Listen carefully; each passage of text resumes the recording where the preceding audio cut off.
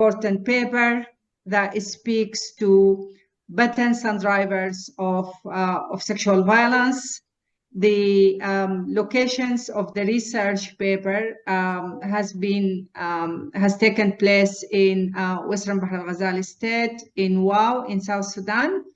I'd like to welcome our honorable guests from the gender departments, activists from civil society, and other women lead of women rights and feminist organizations in South Sudan.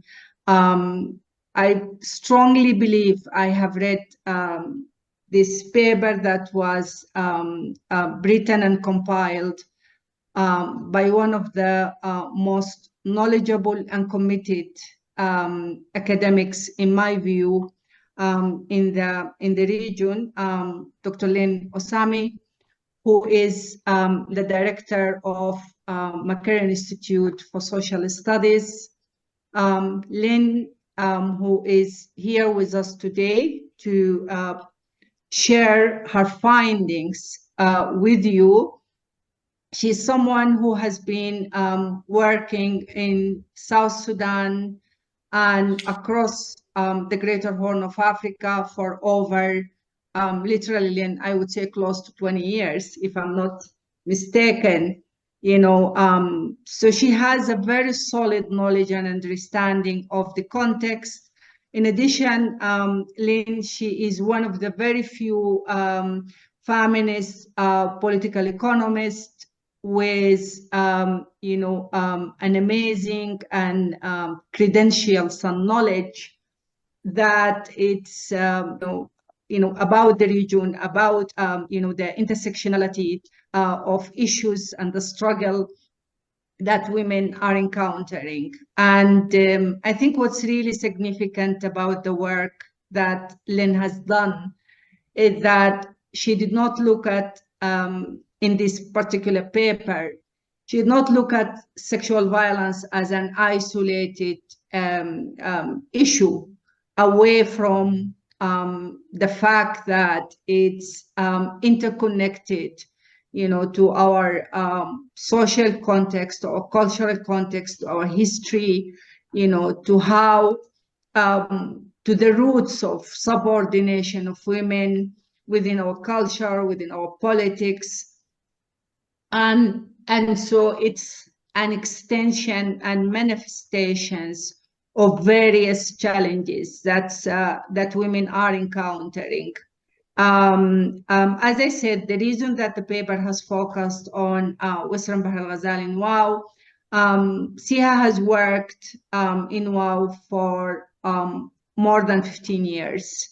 And we felt that where also our team is managing the one-stop center, and we felt that we have strong roots and access to information that will give us a good leverage to be able to analyze and look very closely at patterns and drivers of sexual violence, which is, you know, it's an issue that not only the women in South Sudan are struggling with, but it's an extremely prevalent issue that the women across this part of the world are struggling with, whether in the Horn of Africa, in the Sahel region, across the continent, you know. And it's a conversation, hopefully, that's not going to be isolated from other conversations and interventions that you are going to lead. So we really hope that this panel, there is other fantastic and great speakers as well, who are also part of these conversations, who are going to shed lights on, you know, from a South Sudan specific views. I'm going to introduce them, and they are here with us. Once, you know, Lynn has shared with us broadly reflections on the paper, on her experience while she was working on the development of this very, very important, very critical paper. So with this being said, Lynn, it's such an honor to have you on board. I would also like to add that Lynn is an advisor, is one of SIHA advisors. She has been part of SIHA for a very long time as well. So she is also one of us, and we are quite proud that she had the time to join us. So Lynn, please go ahead. Very quick, by the way, just for those of us who are ground rule, for those of us who are joining us online, keep your microphone off. Speaks only when we invite participants to speak and when we open the floor for discussions. If you felt that turning the camera on will disrupt the conversations, please make sure to turn it off, and it will be okay just to listen. So just very, very basic ground rules. And we have moderators for this hybrid session who are working with our colleagues and our sisters in South Sudan to facilitate the discussion. Lynn, please go ahead.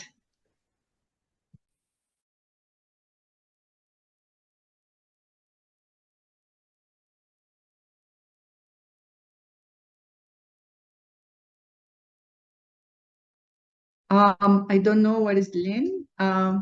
She knows. I think she's. Yes, I think it's something to do with her connection. She's back. Hi, Lynn. Yes, we lost you for a minute. Sorry. Yeah, go ahead. Yes. Yeah. Go ahead. Okay. Just a minute. Okay. Thank you, Hala, for this very generous introduction. It was a real honor for me to conduct this study for a number of reasons. One is those who know my work know that this issue of sexual violence is a matter that is very close to my heart. It is something I've researched for a really long time, and so I was particularly. I mean, it's not something I could. I wanted to know the dynamics of it in the context I was researching. Two, South Sudan itself is also close to my heart. It's a place I've spent many years, as Hala was saying, in different parts of the country. And third, of course, is the organization itself. SIHA is very, very close to my heart.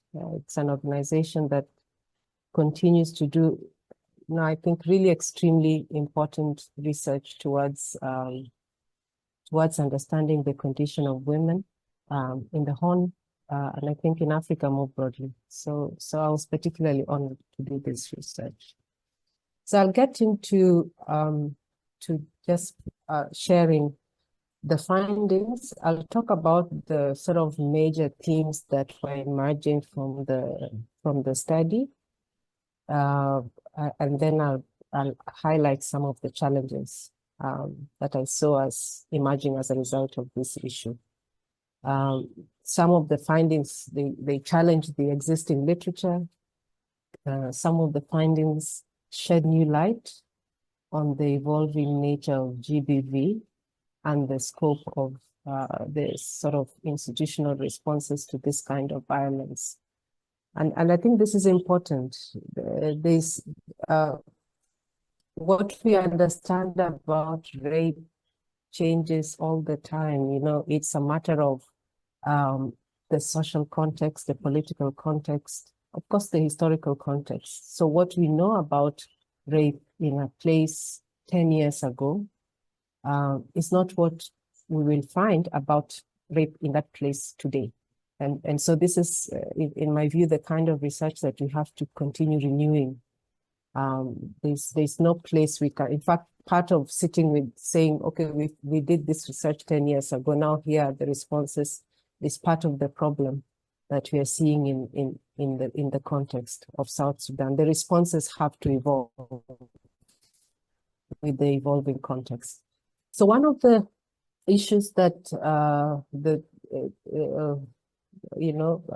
study found was that there's quite high reporting of rape in WAO in that particular context, but the reporting of rape is they're shifting, they're kind of different cultural motivations around why rape is being reported and how high. And I think in a sense this goes against the literature. A lot of the literature that I reviewed before the study was suggesting that there is low number of reports of rape in South Sudan generally, and this is the sort of low reporting was being attached to stigma against rape survivors, shame to families, and fear of reduced bride price when girls are considered spoiled. Girls who have been raped are considered spoiled. I'll talk more about this later. But the study found that the reporting of rape in WAO has gradually increased, and some apparent reasons for this is there has been sustained awareness raising by women's rights activists. I also found that there's quite a good sense of cooperation within the community between the women's rights organization and the community. And this is something that has been gradually established, I think, over the long period that women's rights organizations and other rights activists have been doing work. So that's a positive thing. But even though there is quite high reporting, there are still the rates of the rape figures are still relatively high. So in a sense, this does not indicate a reduction in GBV, only that there is an increase in the rate of reporting of reported cases. That's one. Another issue that came up somewhat interesting. This study was really interesting because it presented some that might look positive, but they raise some contradictions. So the way in which rape survivors are categorized, right? And this is so, for example, the One Stop Center only takes in survivors or patients under the age of 17 years. But at the same time, there is also a significant population of women rape survivors in WAO and the environs of WAO who are between 18 and 23 years, they equally need medical attention. And this is not, it was very clear, and I got a very clear explanation about why the focus is on the under 17. Partly it's always, we make decisions around resources and so on. But still, so when the 18 to 23-year rape survivors go to the teaching hospital, they are referred to the outpatient department. And the major problem there is that there is lack of confidentiality because the One Stop Center is very specialized towards this response to survivors. In the outpatient department, there's lack of confidentiality, but also there's non-specialized treatment. They're not being treated as people needing attention towards sexual violation. And the rationale for this kind of exclusion of 18 to, or low attention to 18 to 23-year-olds is that adult survivors are considered to be mature enough and aware of their human rights, and therefore that they can report GBV, they can pursue legal process without much need of support, and so on, things that younger survivors cannot do. But what I think we also have to pay attention to is that there's a kind of hierarchization. We create hierarchies of harm that is built into this approach, which might actually deepen the vulnerability of the younger survivors of rape, those who are under 19, right? Again, I'll talk more about this. But also, I think more importantly, the presumption that these women over, or young women over 18 are rights-knowing citizens, that they know their rights. This needs to be interrogated and it needs to be contextualized, right? In a sense, there is need to contextualize or to interrogate the ways in which human rights function or human rights are suspended in the context of protracted conflict and cultural fundamentalism and so on. So there's need to engage with there's also need to engage with the lack of confidentiality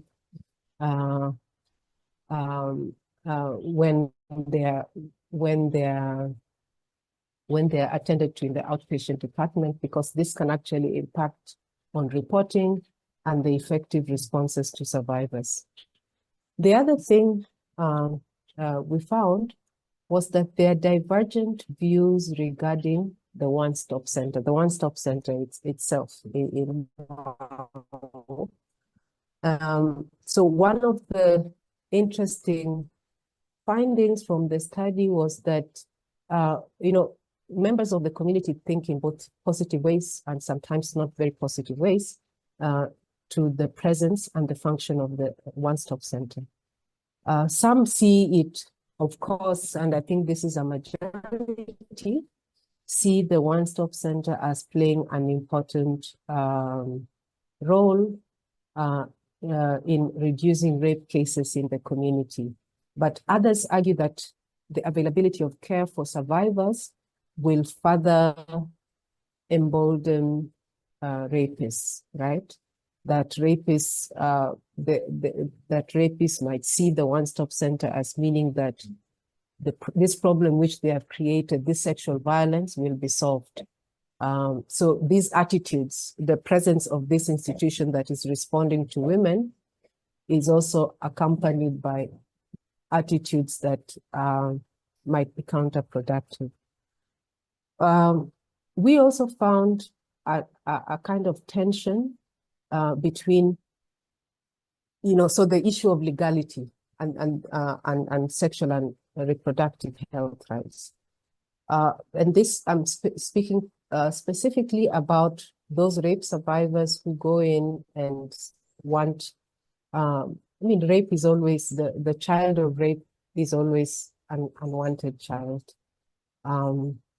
Women are forced in every context, even in war context. We saw this in the context of Rwanda. There's been some really important books written, it's not just that women survive rape, but where they have to bring those children into the world, they also have to live with this trauma, the weight of this trauma that is somehow embodied in the child. And so the fact that there are women, South Sudanese women and girls who would like to have this option of termination, which is illegal in the law, in the laws of South Sudan, abortion is illegal.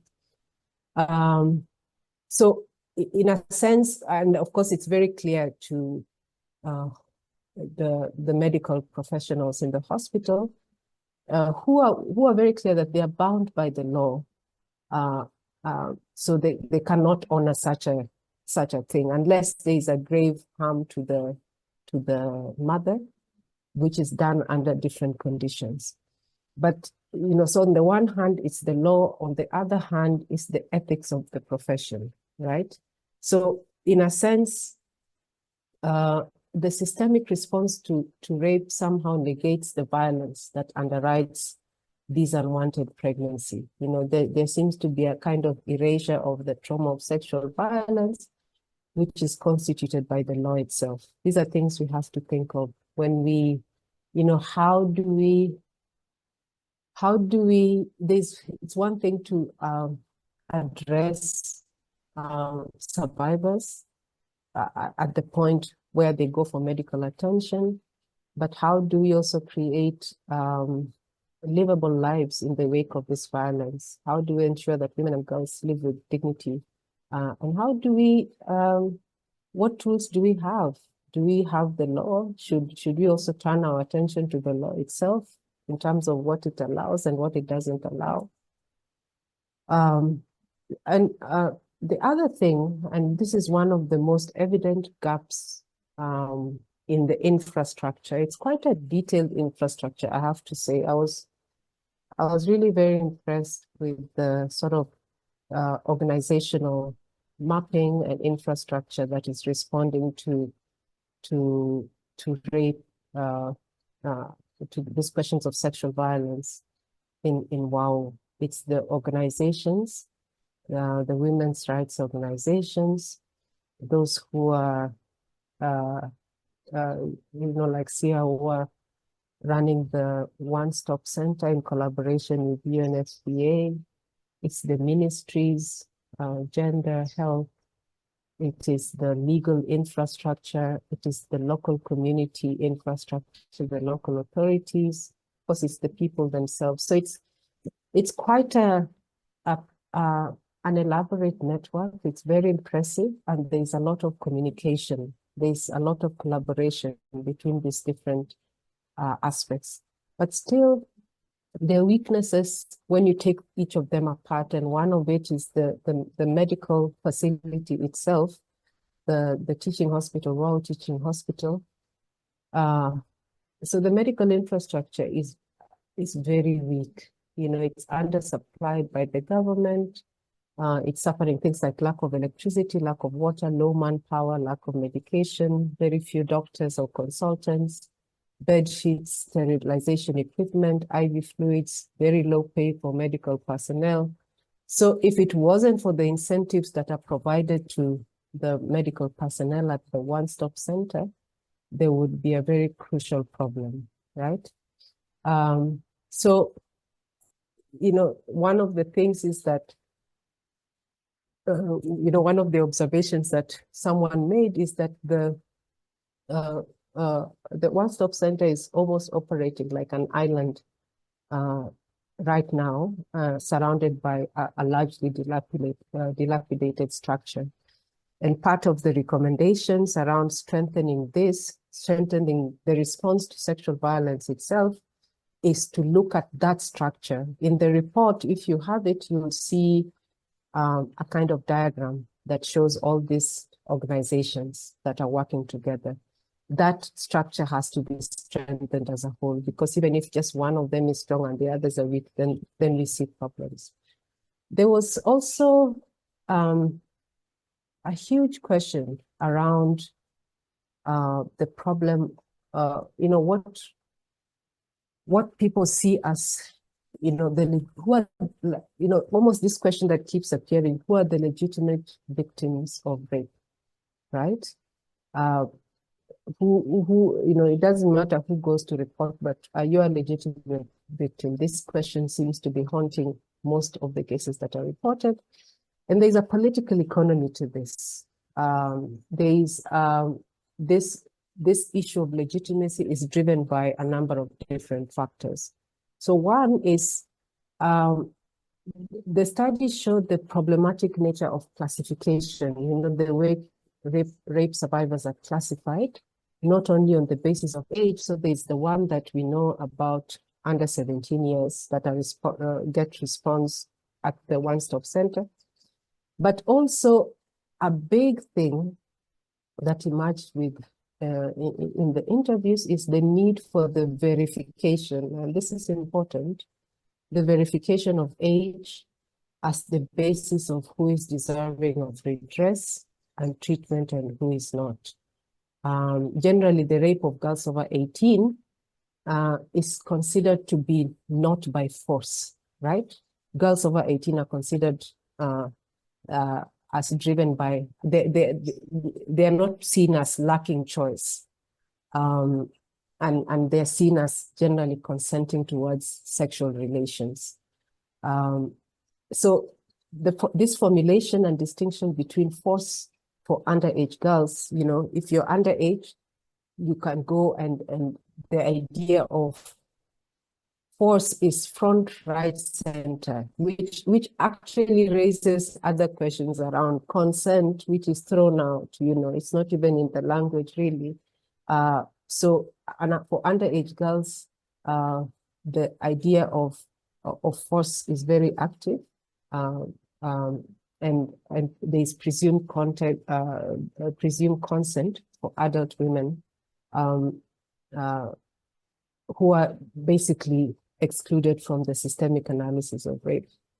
But this marginalization, this kind of distinction of who is young, so even if a survivor goes in, one is just to verify what is your age, and there are some medical procedures that are done around that.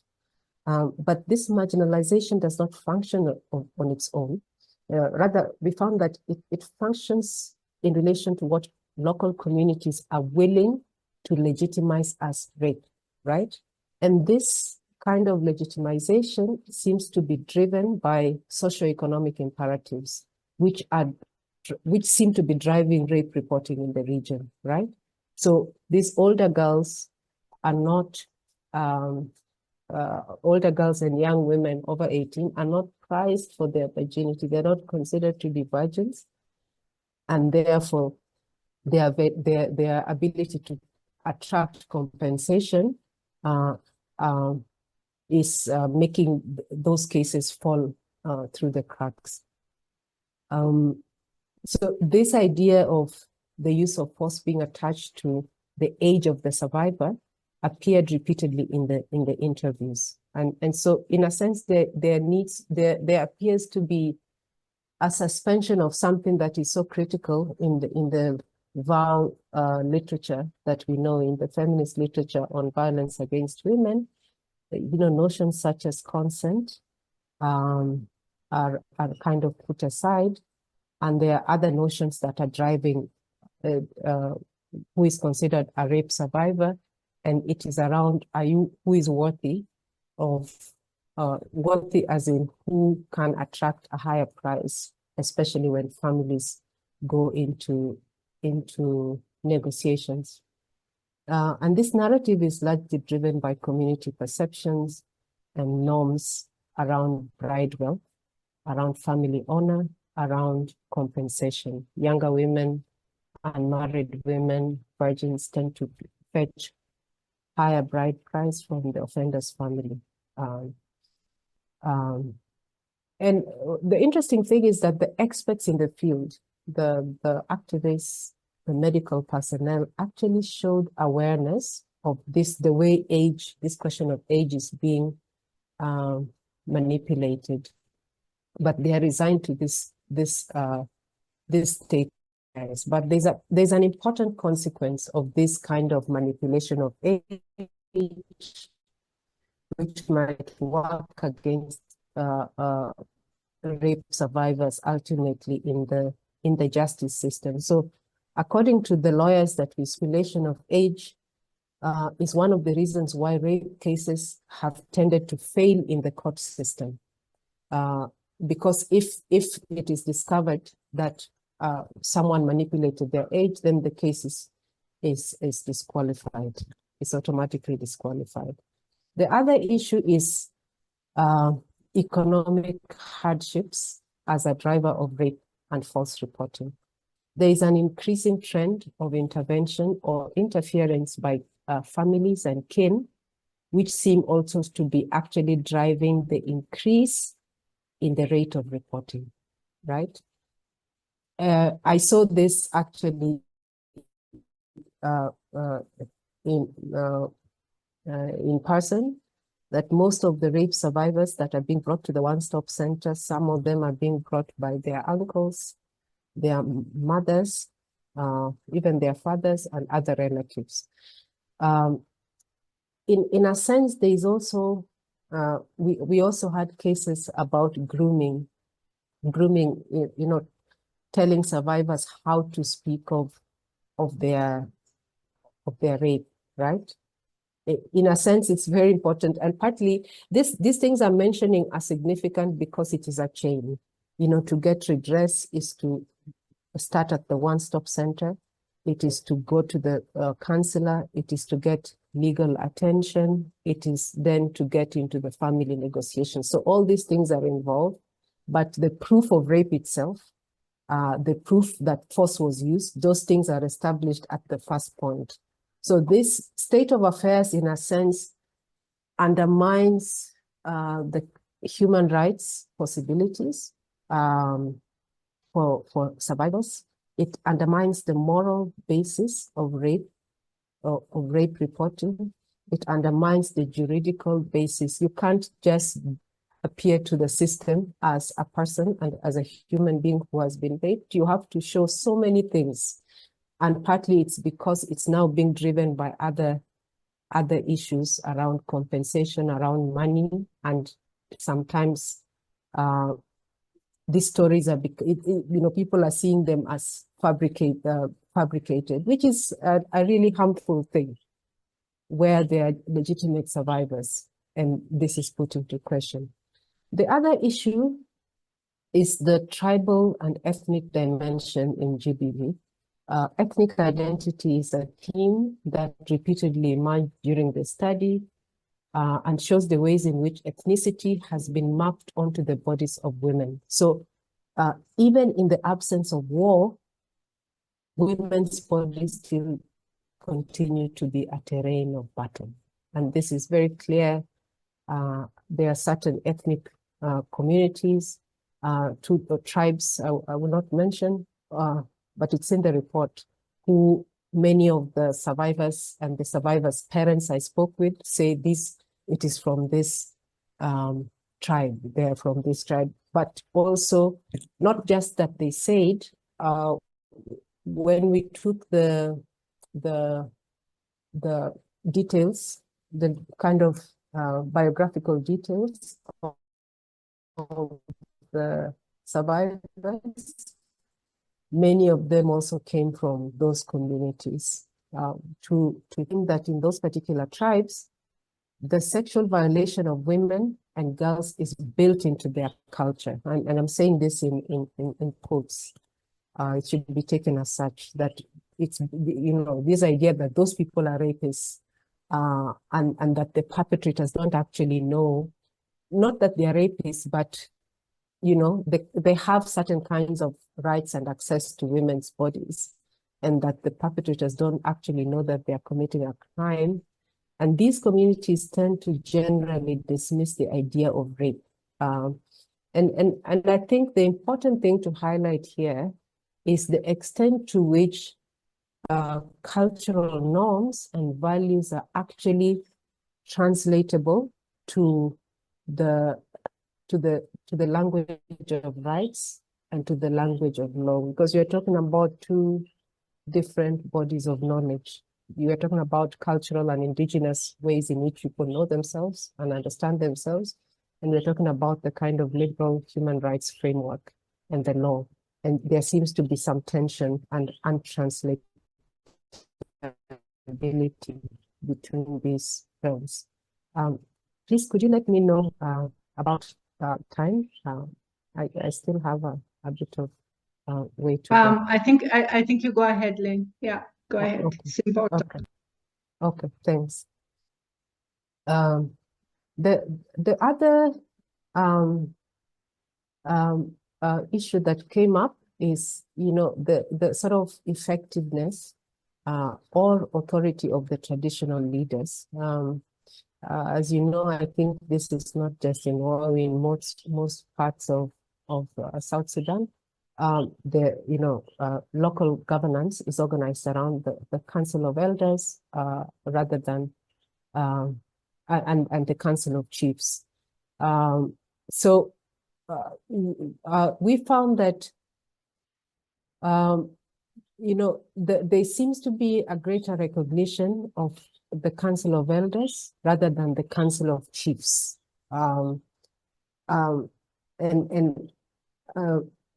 This kind of affects how the community is run and how it functions.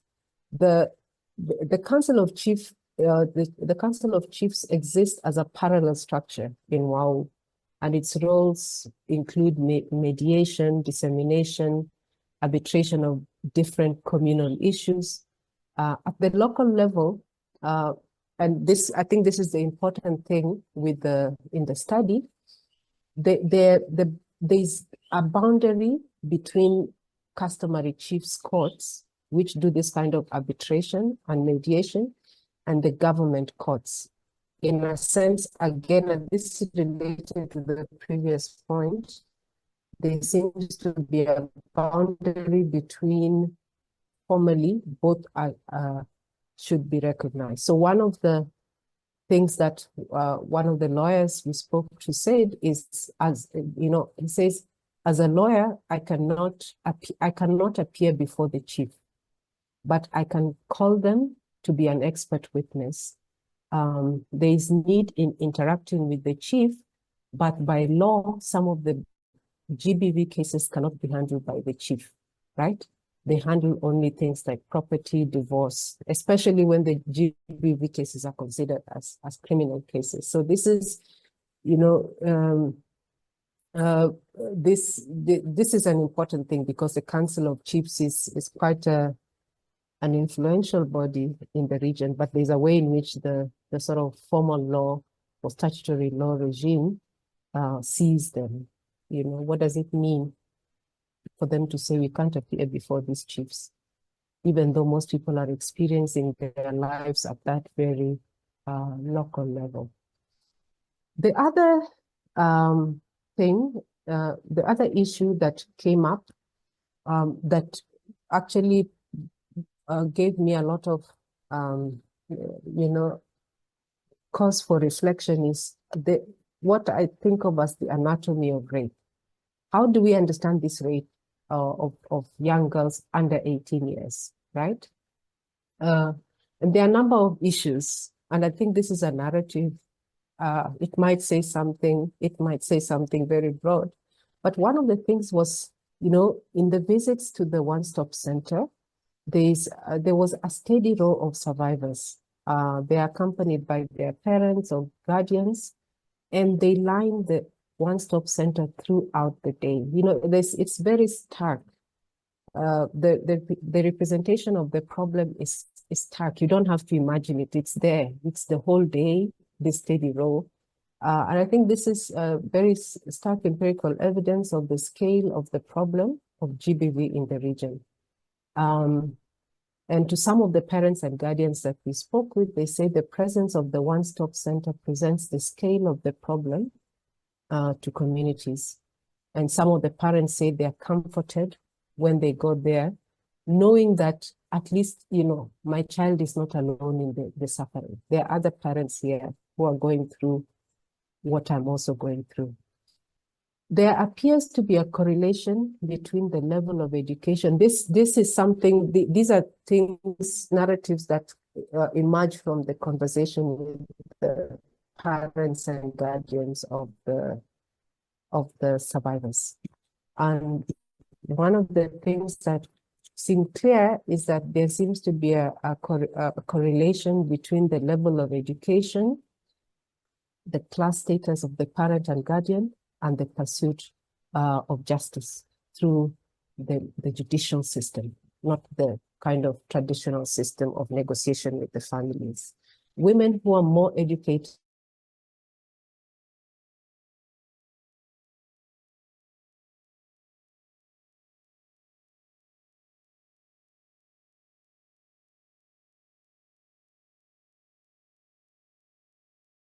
be contributing to the stigmatization of survivors. The schools actually, in at least 2 or 3 cases, The survivor is the one who was kicked out of school, but sometimes the known perpetrator who are working or teaching in those institutions are left, are protected.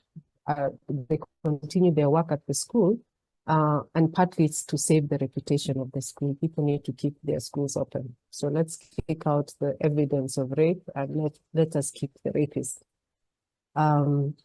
The socioeconomic conditions of survival also appear to contribute to the vulnerability of young girls and women to rape. This I've already spoken about. This socioeconomic question is quite big in terms of what makes young women vulnerable to sexual violence. But parents also talked about the high rates of rape. They associated it with the rise of youth gangs in the region. In many cases, neither the parent nor the survivor understand the violence that has occurred as rape. This is again an important point, you know. I think that there's been a very important intervention from the women's rights, from the human rights organizations in raising this awareness, which I talked about earlier, because a lot of the parents and guardians, this language of rape is not known. And this is especially when the perpetrator is known to the survivor and to her family. Many of the rapes actually occur within the structure of the family, but it's not called rape. Mothers learn to name the violence only at the hospital. Only gang rape is considered as rape proper, right? But the fact that women bring the survivors to hospital or to the ones has happened, but it could also be driven by other cultural factors that are driving reporting of rape, which I've already talked about. Police also seem reluctant to pursue rape cases where the perpetrator is a male family member, and they tend to refer the cases back to the family for mediation within the family. There are cycles of trauma in the war context. This is very important. This is part of this report gets its title. I thank my sisters at SIHA for thinking collectively around this. That the process that leads to rape is important to consider.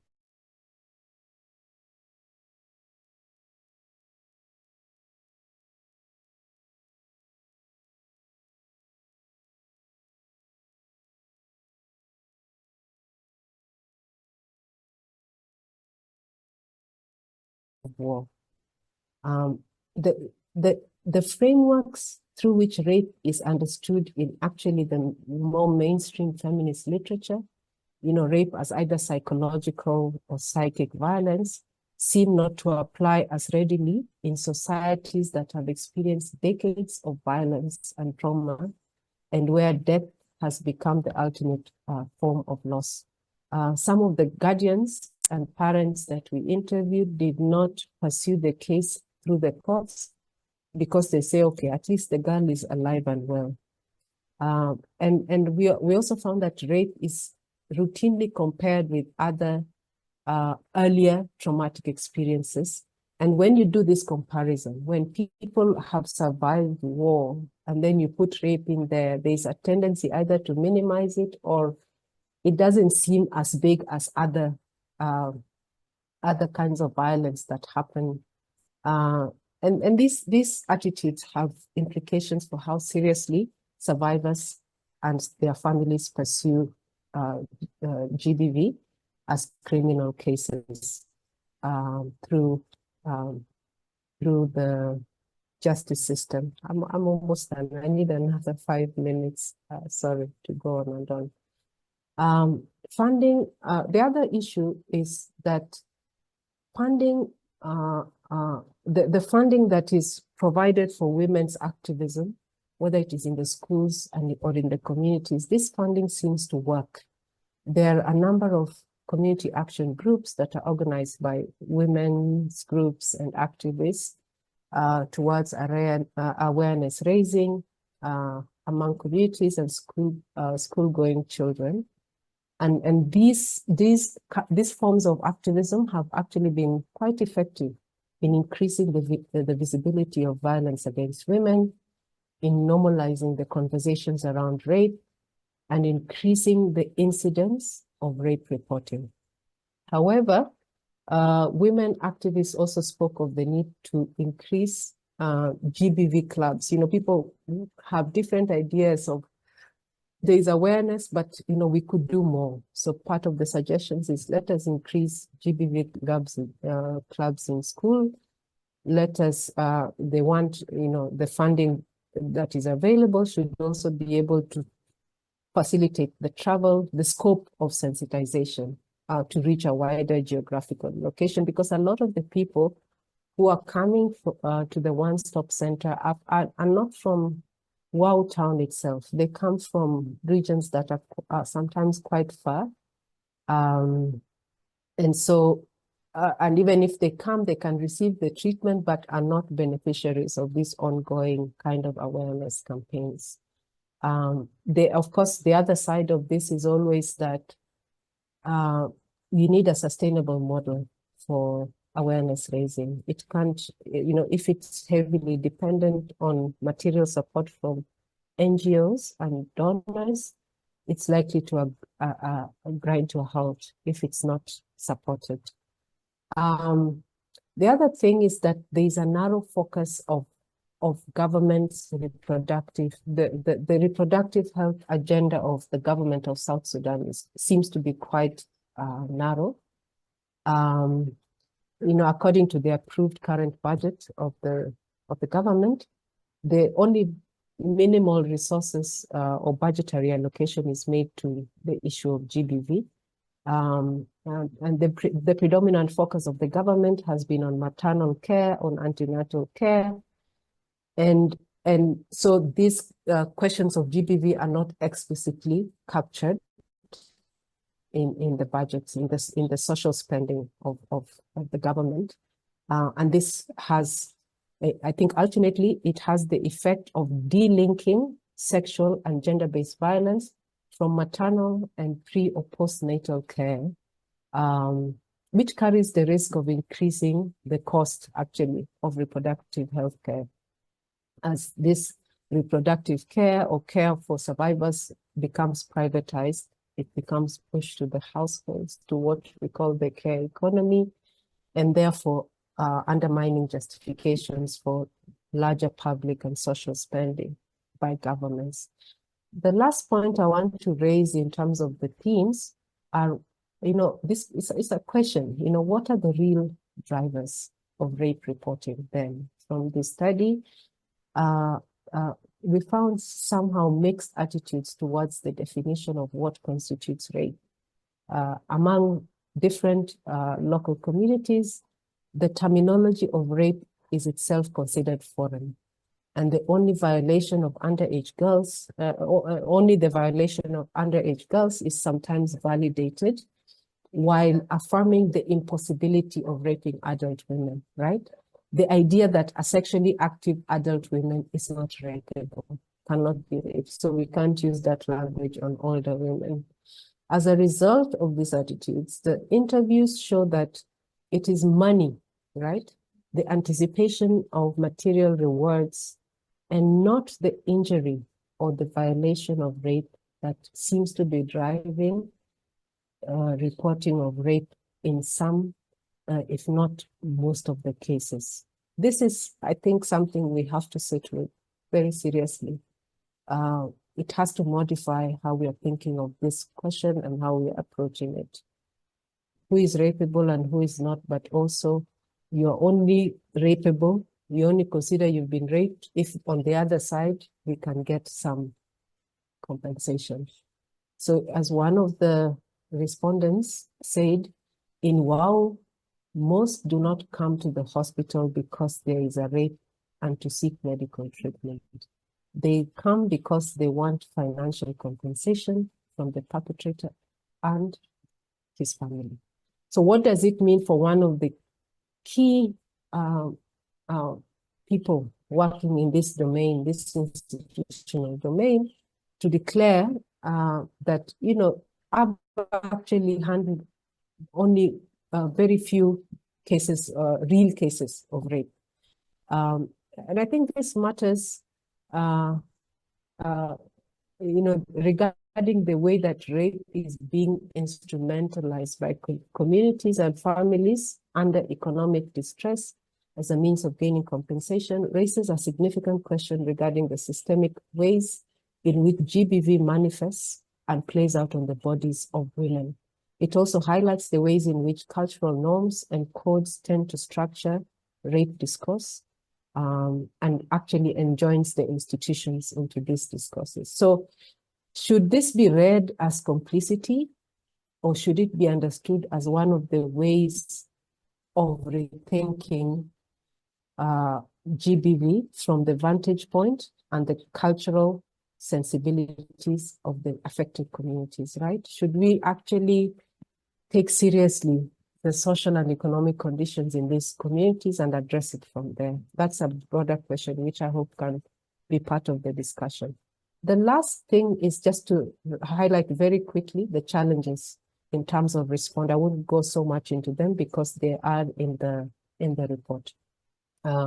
Among the challenges we found, and I've already mentioned some of this, is the limitations of an integrated system. Like I said, there is quite an impressive infrastructure, institutional structure.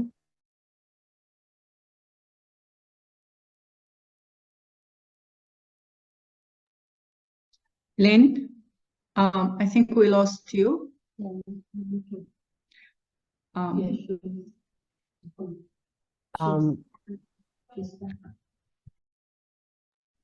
Okay, go ahead. Can you hear us? Yes. Okay, go ahead, yeah. Yeah, okay. There seems to be lack of, sorry, I lost my, yeah, there seems to be lack of autonomy, and this has an impact on accountability. There are administrative struggles at the level of government, which create bottlenecks in the system and can reduce accountability at the local level. So for instance, there's a tendency to shy away from responsibilities. You know, one ministry will say, oh, this is not our function. That the reason we are not so effective is that some of the decisions have to be taken centrally by the national government. And there's very little input from the regional government. So this lack of autonomy at the regional level seems to be affecting the running of that public health infrastructure that I talked about. And this, I think, has to be a focus of our activism. There's perpetrator privilege and impunity, right? Even though there's a fairly effective institutional structure responding to GBV, major challenges remain, which include the fact that a good number of perpetrators are from the national security agencies and are generally protected by these institutions. And this makes it quite difficult to bring them to account for GBV. The lack of material means to pursue justice. Some of the survivors are simply too poor.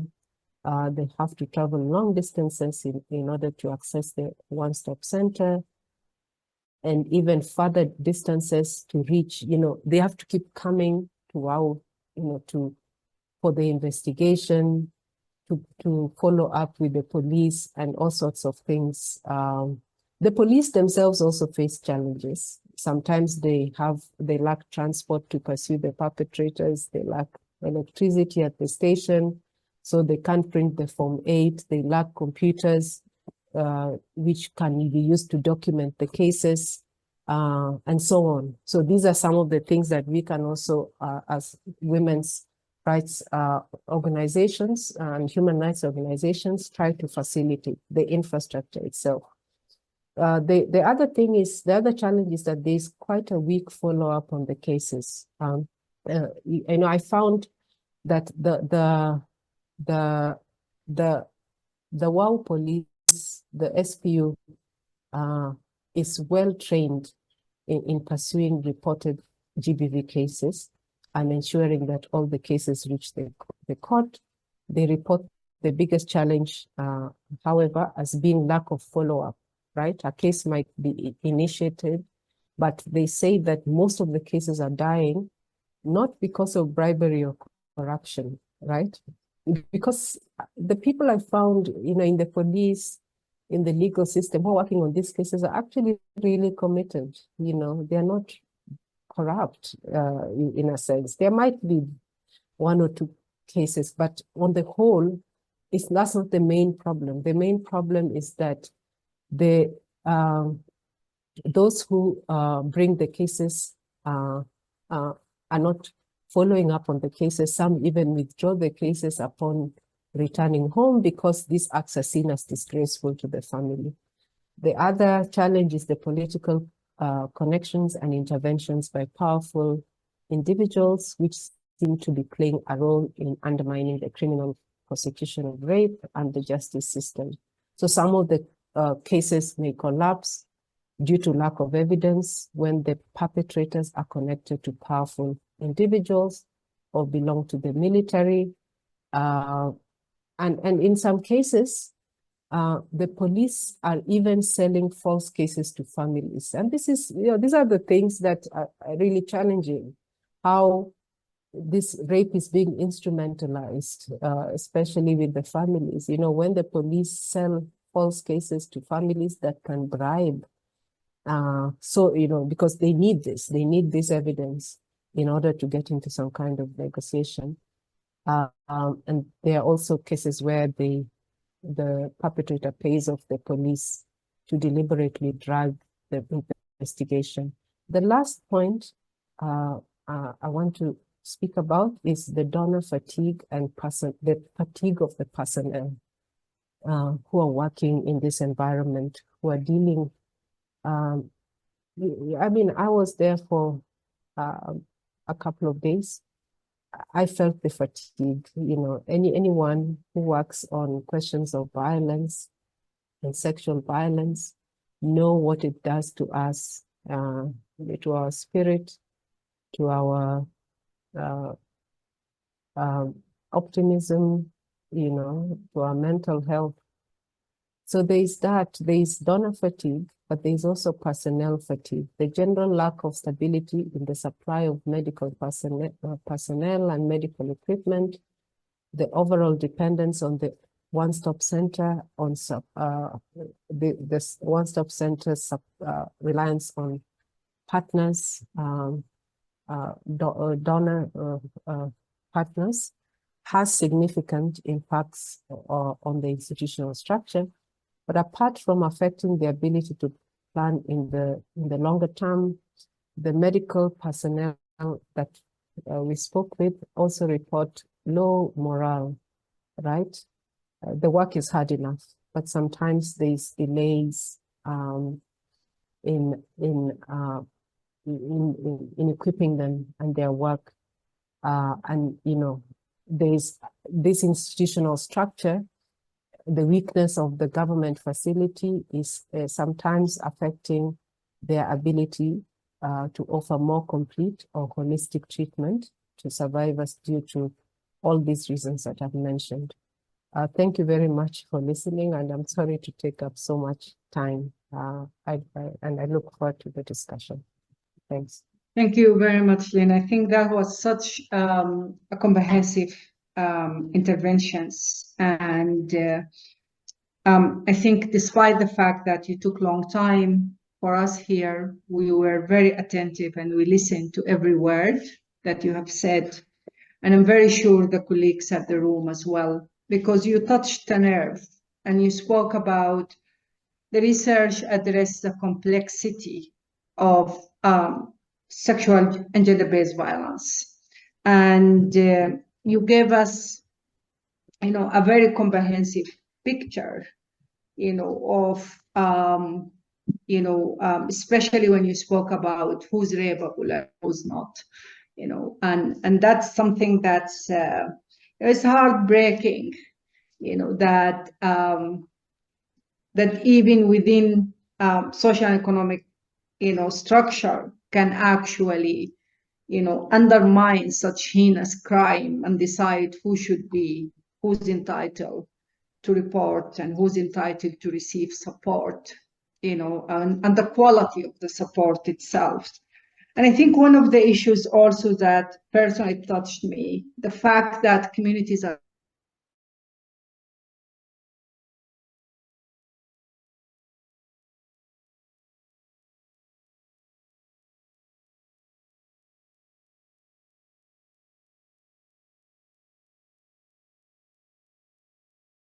really understand that this is a crime.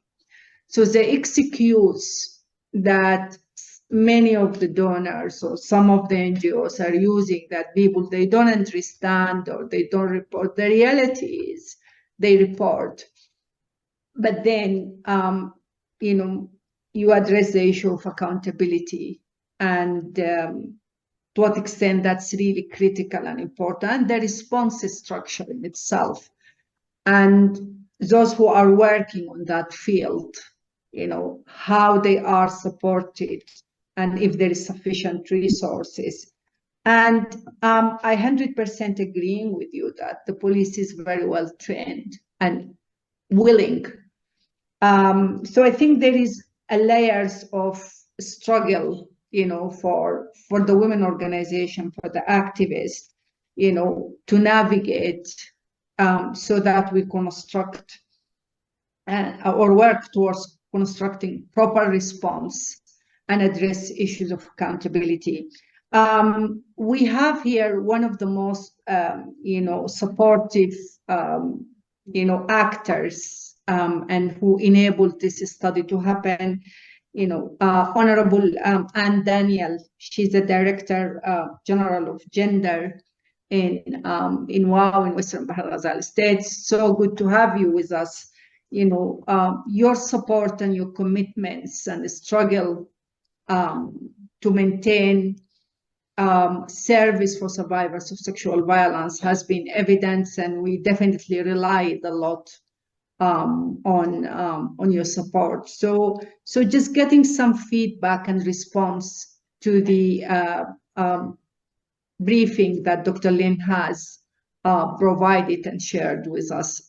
It will be great before we move to the other speaker. Honorable Anne, the floor is yours.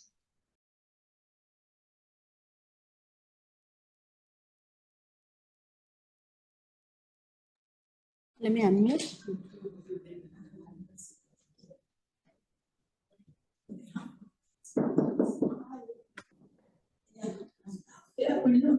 Thank you, Anna. I have a problem in my voice. I believe that you cannot understand me well, but I have two issues, and the rest will be to understand them. Because one is concerned is national issue. Mama Anna, maybe if you can come closer to the mic, we can hear you, but from very far. I lost my voice. She has a lost voice, so you might not be able to hear her properly.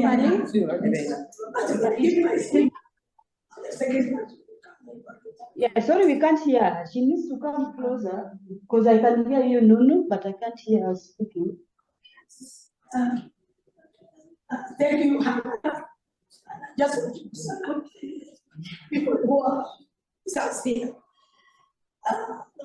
I just want to tackle the information. The issue of discrimination. The issue of discrimination of survivor. I don't think that is like this, but maybe there is a misunderstanding, interpretation when he is taking the interview from the community. Hello?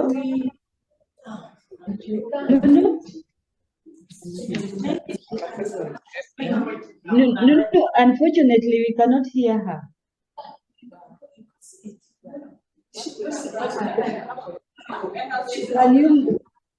Can you give her the laptop that you guys are using so that she can sit in front of it?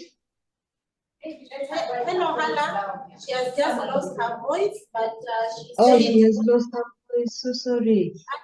that the National Ministry of Gender will be giving her remarks. Maybe she can be able to bring in what she just said, because they're just Yeah, maybe so.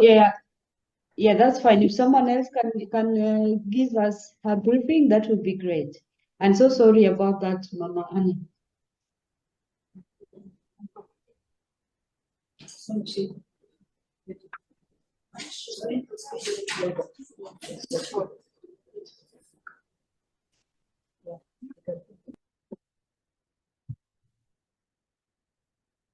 Sorry, is someone speaking on her behalf? Nunu? If Esther is there, Esther can speak on her behalf. Or someone from WOW.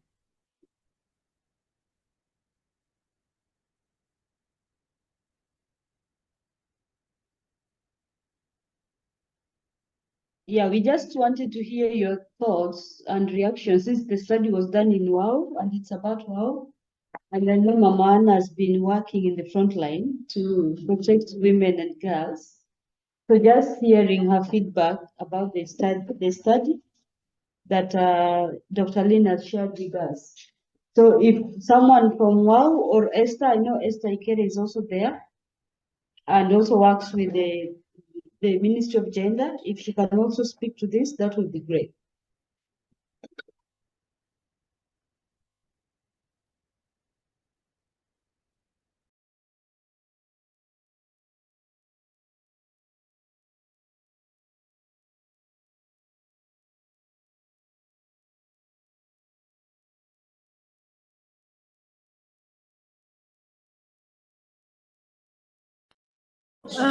Mercy, what we are doing now is Madam Anne is communicating her thoughts to one of her representatives from WOW, who is going to speak it out.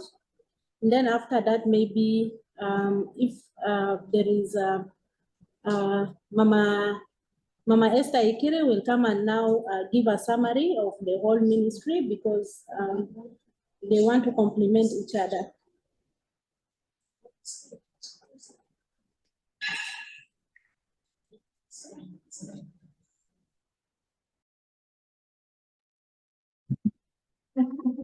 Yeah, no, thanks so much for that. But is it possible for Esther to go so that we save on time? Esther to go first as Mama Anna is being supported by someone else so that we don't lose so much time.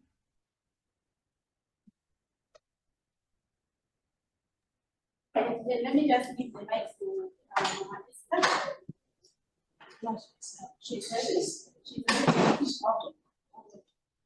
All right, good morning. My name is Sarah, and I'm from Western Barakaza, and I would just like to respond, or actually to give what Mama Anne said, to explain it since she has kind of lost her voice.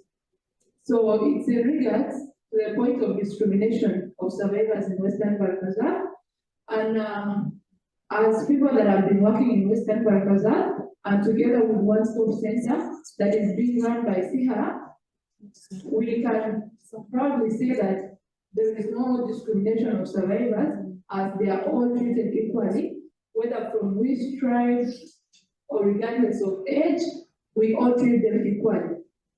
The only challenge is that sometimes survivors come, I don't know who will translate this.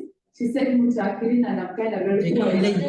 Yes, they come, they report late, which kind of makes it very difficult. Like, for example, if somebody has been raped, if a girl has been raped and she reports after 3 days, it will be difficult now to give her the medication like the PEP or the contraceptives to prevent her from getting pregnant. So this is where we get the challenge in Western Barakaza, which is late reporting.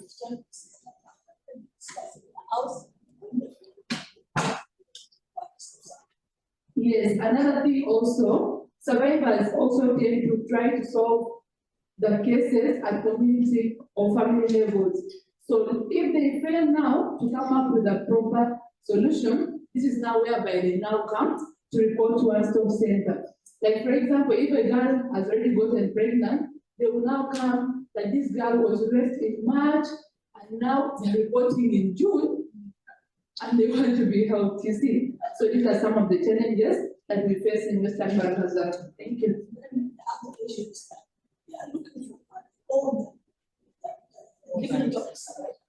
Yeah, that is very true. Even I can attest to it.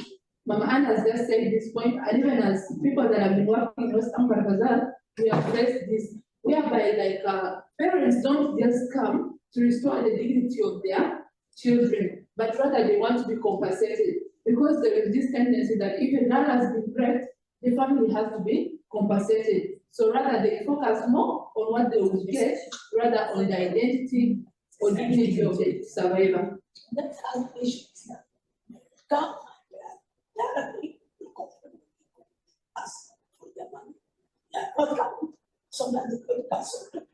Just directly to ask people to ask the judge to send it to help them so that they can get them. Yes, so exactly that's the same point, that for them they just come to us to be compensated. They will come, they say this one has been raped, and for us what we want is just compensation. Sometimes when they don't focus on their treatment. The issue is that the son of the house, the bank, the amount of money is bigger, but when they come to one for treatment, the amount of the money into court is very less. That is why they don't want to come. Okay, she has also mentioned another very strong point, why survivors sometimes, or the parent survivors don't report cases. It's that because, like, if you decide to solve it at the family level, yeah, the compensation money will be higher. But if you take it to court, the court has a certain fixed amount that they give, which sometimes is kind of less than the one that can be paid at the community level that has been agreed upon. So some people just tend to say that instead of going to court, why don't I just solve it at home and I get more money instead of going to court?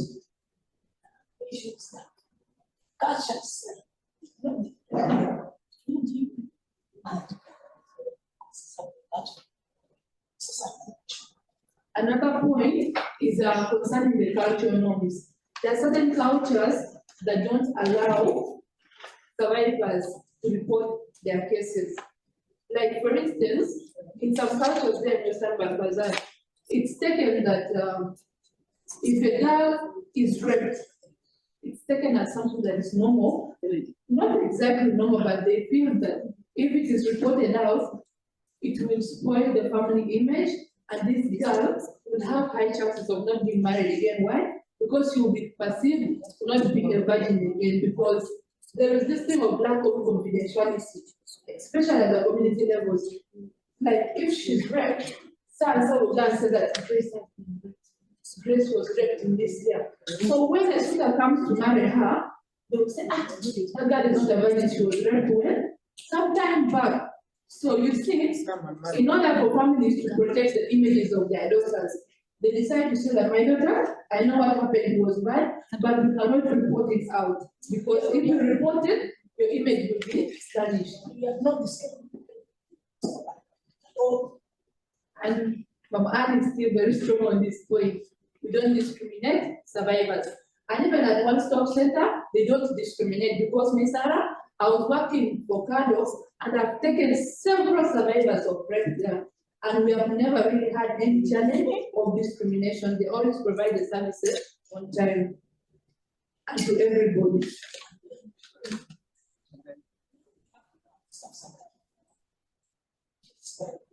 So we have Yeah, and concerning the infrastructure, we have another one-stop center now in WOW that was newly constructed by UNFPA. So right now we have not any challenges on the one-stop centers there. Before it was the only one. All right, thank you. From here, other points will be given by our colleagues. Thank you. Yeah, thank you so much. Thank you so much, Mama Anne. And we are so sorry about your voice and hope you feel better soon. So quickly, Lynn, I know probably you might want to respond, but if you allow us to move to the speakers to give their feedback and comments, and then we give you time to respond rather than the speaker. Is that okay with you? That is fine. Okay, thank you so much. Yeah, so I would like to invite, before I invite, there are two guest contributors, but I would like to invite one of the speakers. We had two key speakers. We had Zabib Zoro and Mama Sarah Bejo. So I'll first invite Zabib Loro, who is a feminist and holds several leadership positions, both at the national and regional levels. She is currently the executive director of WOJE, a local organization, NGO in South Sudan, that is supporting women's justice and economic empowerment. She is also currently the chairperson of the network of aid service organization in South Sudan.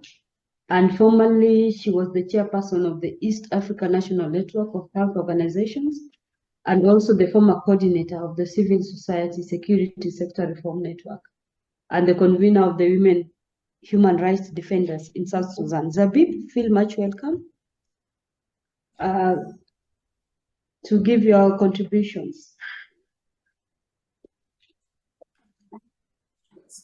Yeah, thank you very much. Good morning, everyone. Thanks to Dr. Lee for the elaborate presentation. Thanks to SIHA for organizing this launch today. And my colleagues, good morning. I'll go straight to my question without taking a lot of time because I'm told that we should be running faster than this.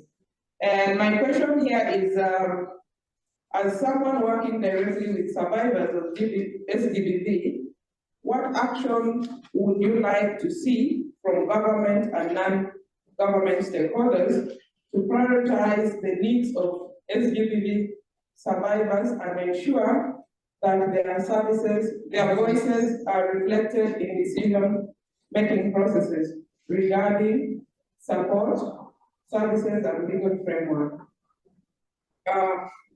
First and foremost, I will say that the question itself is very important. As a person that works with survivors, I see the need of the voices of survivors being included in decision making. And one of the things I would want to see is an effective inclusion of survivors. Like when issues are being discussed, right now we are here alone, we are not in this report. I would have loved to see a survivor sitting with us, giving us their own side of the experience, or maybe following the report with us this morning and tell us more about the report, about how they feel about what has been put in the report. So including survivors requires doing it effectively, bringing them from all angles. We have survivors, if we are talking about the world issue, the world report, then I would say that when we are discussing in WOW or in Juba, we should have survivors telling us what they want, to see. What do they want to see in the laws? What do they want to see in the policies that we'll be talking about them? When we are discussing them, they should be part and parcel of these conversations, and they should also be part and parcel of the decisions that we are making.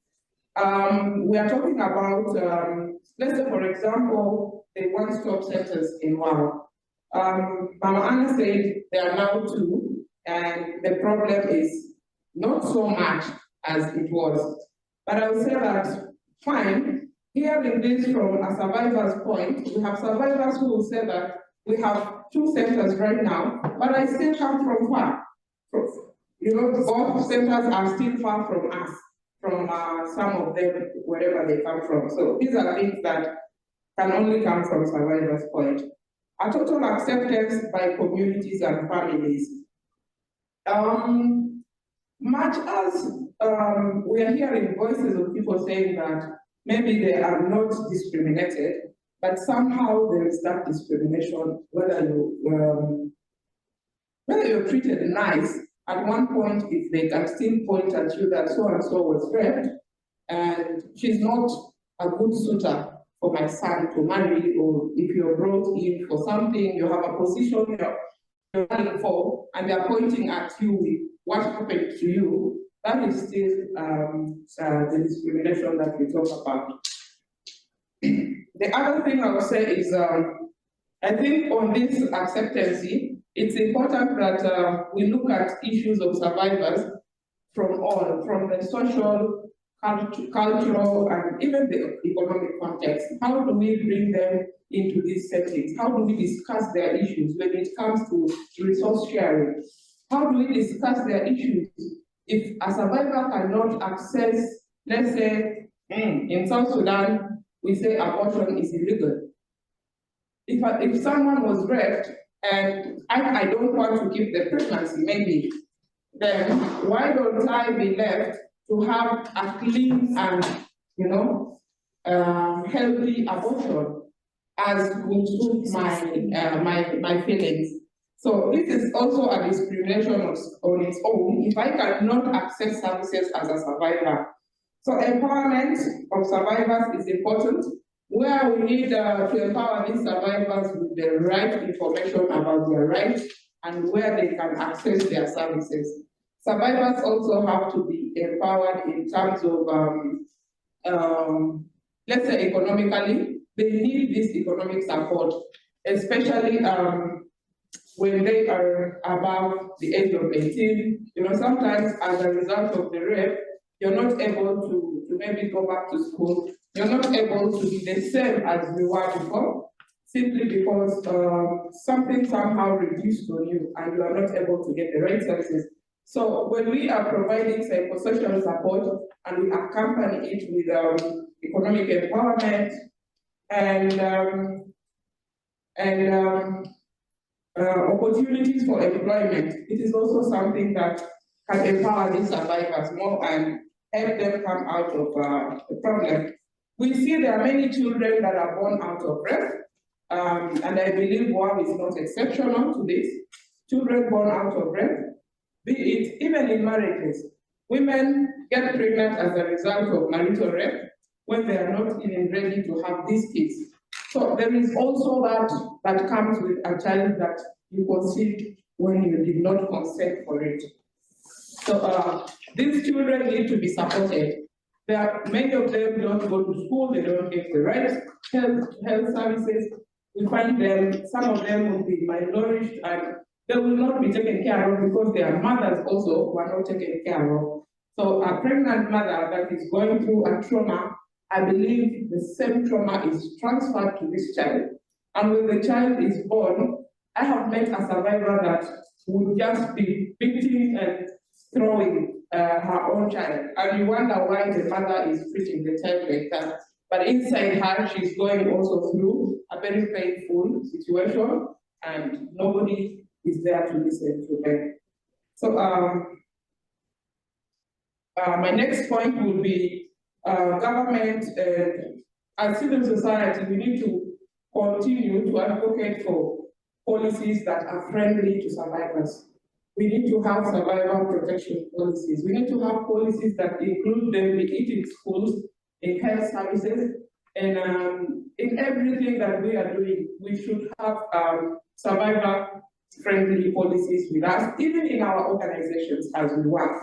I think we are running about 4 friendly spaces, and in Juba we have 2 that are actively running. And we have designed programs that are for survivors. They have their own day.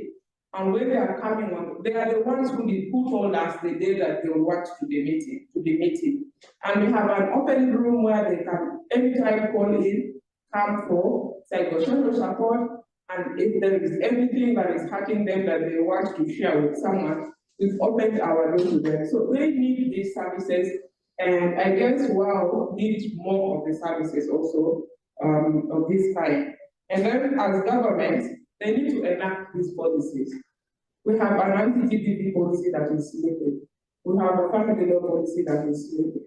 We need these policies that will protect survivors. I need a policy that when I go to court, when I'm taken to court, something is protecting me and I know the law that is protecting me. I know that the anti-GBV is there And I'm coming strongly knowing that I'm coming to defend myself under this. So this is also something that needs to be worked on. So government needs to enact, civil society have to do more efforts to advocate for this.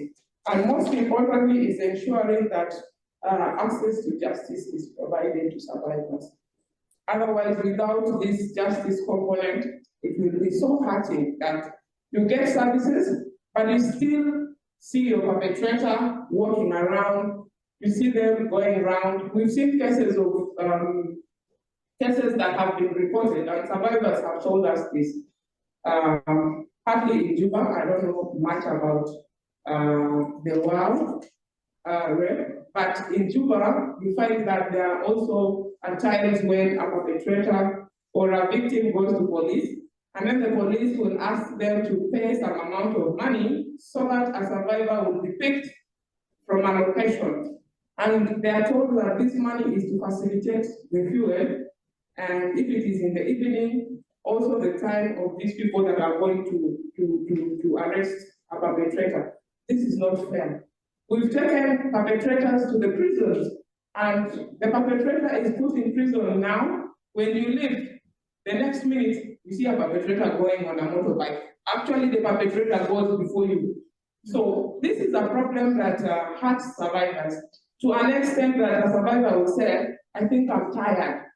So this is something that needs to be looked in. At this point, I'll stop here and we'll continue. Yeah, thank you so much, Zabib, for your contribution.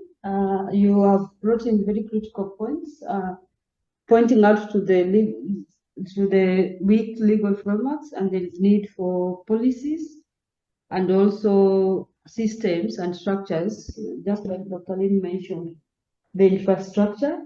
So having systems and structures that can actually hold perpetrators accountable rather than the perpetrator the survivor feeling like the system is not working for them. So thank you so much for that.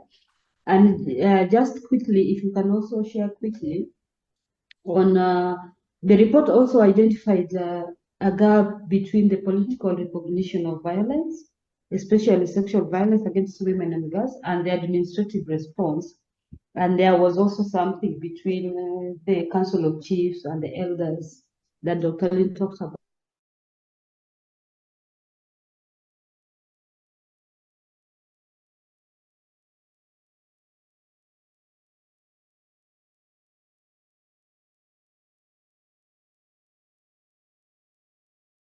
Of these gaps that were identified as some of the reasons leading to the increasing cases of SGBV in WOW.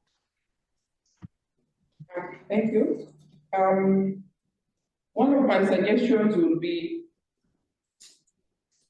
there should be an effective, I want to call it effective, not because it's not happening, but it needs to be strengthened. We need to have an effective or increased support for local women and survivor-led initiatives that are directed towards advocating and providing awareness on GBV prevention in communities.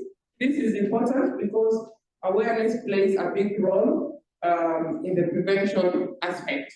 So these women-led and survivor-led initiatives are important. It's important that they are funded and they are capacitated in order to provide the right services, the right information and the right services to survivors. We have engaging male allies. As all the time we know that we believe that the men are perpetrators most of the time. And talking about a perpetrator and not involving the perpetrator in conversations, most of the time we will be coming up with solutions that come from us alone.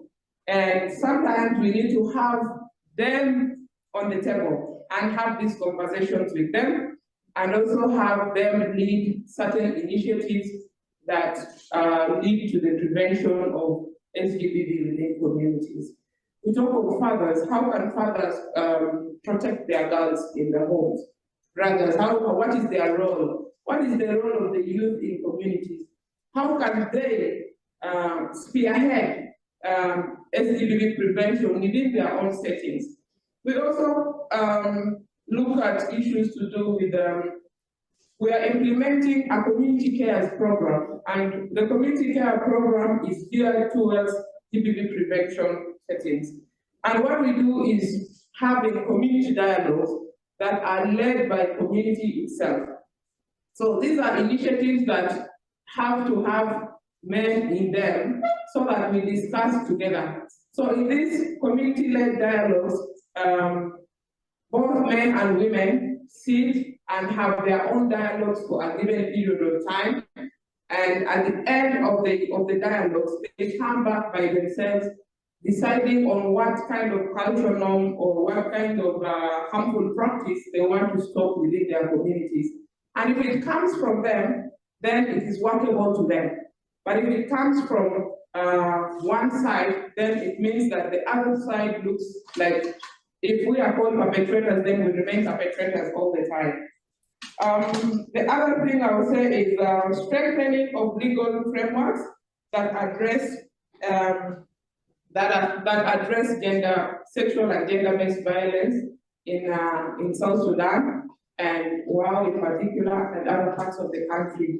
We need to have these legal frameworks in place. We have the Maputo Protocol.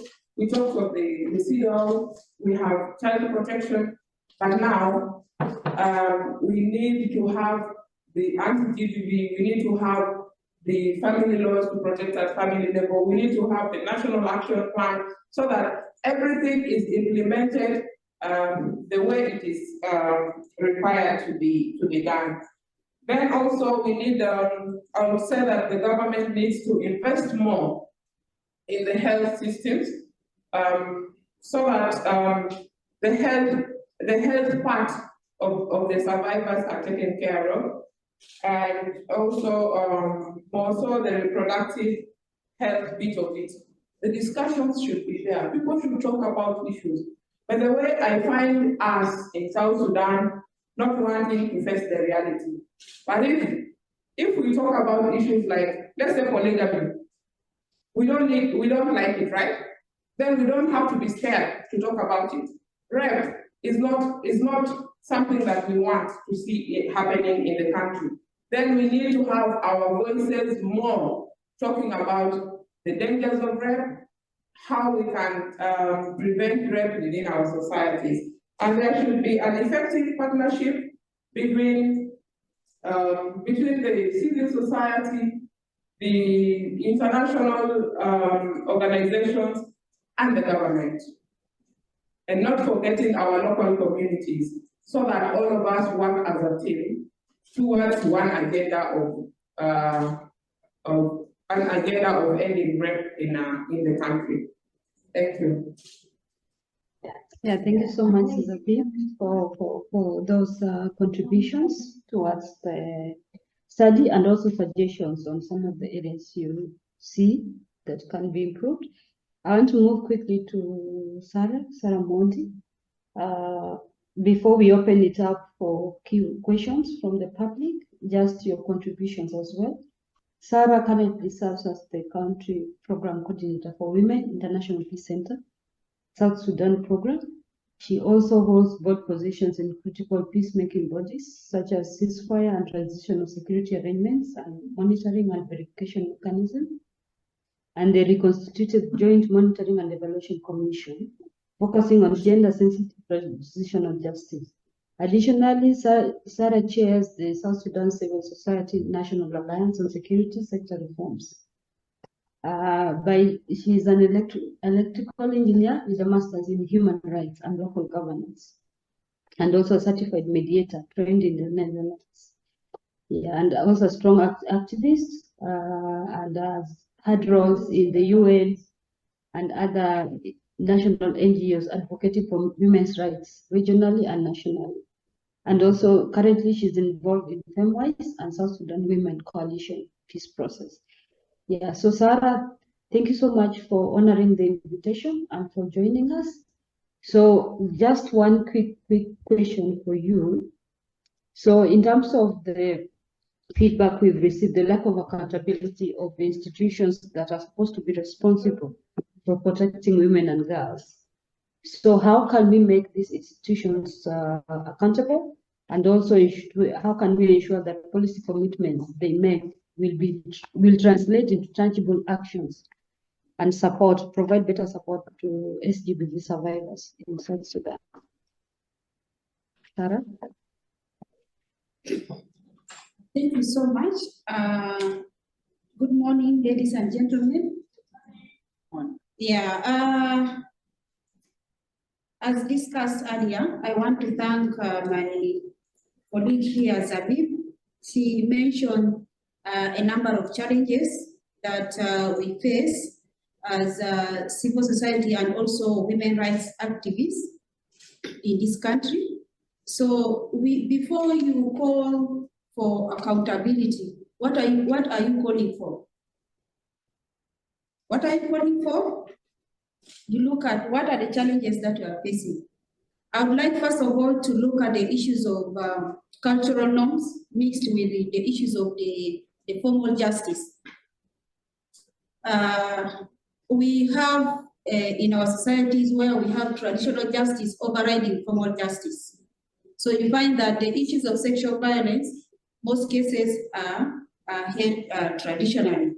So then we have institutions that do decision making, and how do we make them accountable to their commitments?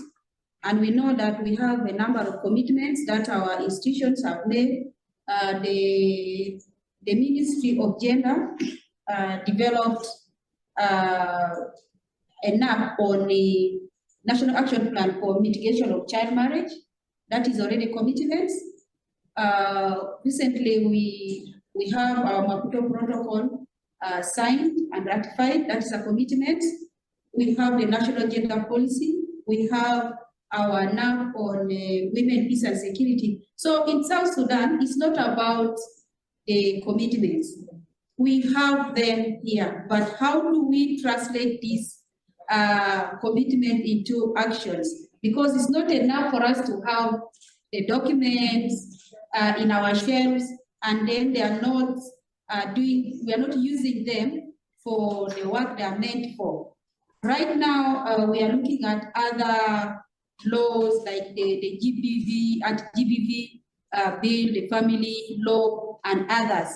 We are even going ahead to develop documents for the transitional justice, like the Commission of Truth, Reconciliation and Healing, the Compensation and Reparation Authority. All these documents, we did legal and gender analysis, and we have these tools which we are using for advocacy. So, but then, having these documents are not enough. So far, what we do as the women rights organizations, we do a lot of dialogue, a lot of advocacy. I'm so excited that we have a representative from the Ministry of Gender. We always have a lot of meetings. We always have a lot of discussion. We always have to sit at the table and see how do we deal with these issues. We've had cases of rape where women even go on streets, walk to the minister's office peacefully. We are not violent, and then we agree on what to do. So far, we call our leaders to be accountable to their commitment through first advocacy is our top priority, because we believe that having a discussion, face-to-face discussion, and agreeing that we have a problem and how do we move forward from this problem as one. Two, we also do share findings and information, findings from the research, like now what we are doing, but also the information that we get on the ground as women rights organizations, women rights activists who go on the ground to make our leaders understand that what they committed for is still happening on the ground, and we need to go ahead. We've also tried to be a little radical in some cases where we have done name and shame. I know most of you understand when we even had to go online. There were a lot of campaigns when somebody who is in authority is perpetuating GBV. We had a campaign, and he himself, being someone in authority, came up and recorded a video and said how he's treating the wife nicely. So we are like, okay, our advocacy is working. So sometimes where we fail to do things, we also do name and shame, and especially on media. So you find that people begin to retreat and begin to do the right thing. We have also looked at issues to do with looking into the laws and making sure that they are gender sensitive. Recently, we've had, I'm sure some of you have heard of the deployment of the forces in accordance to the Riverland Agreement. There was a provision for security sector reform where we were supposed to control the forces, train the forces, and then deployment. The first batch of deployment by the government happened, and to our dismay as women, there was no data indicating that women were deployed. All the deployed forces were male. So being one of those who is sitting at the citizen board, we raised it as an issue, and we pushed it to be in the resolution to both the parties in the government, that is the parties to the agreement, to ensure that when deployment is done, 35% should be implemented. You cannot commit and you're not doing it. So I will share a report, the last report from the board meeting of Citizen of January. So we are hoping that at least by February we will have a report indicating that a number of females in the forces are also deployed. Because if we don't have the trained police deployed, if we don't have the trained army deployed, it will become very difficult for us even to trace and look at the issues of sexual violence. After all, most of these survivors are also in the forces. So those are the ways we demand for their commitment. We've also looked at the issues of including the concerns of the survivors in the legislation. Recently, with the Commission of Truth, Reconciliation and Healing bills were passed by the Council of Ministers. So now it's coming to the Parliament. Did we look at those bills? Did we do the gender analysis to see that it includes the issues of survivors in relationship to conflict-related sexual violence? Yes, we did. Do we still follow? Yes, we do. So those are the ways we call for their commitments, because you cannot come and say, okay, during reconciliation, healing, the issues of survivors, we will handle. But if it is not in the law, how do we reference? How do we enforce this commitment? So these are ways we call for accountability. We have the Compensation and Reparation Authority Bill also. Are women going to be reparated? How do we call for this? That is by looking into the law itself and seeing that does it provide for not reparation in terms of what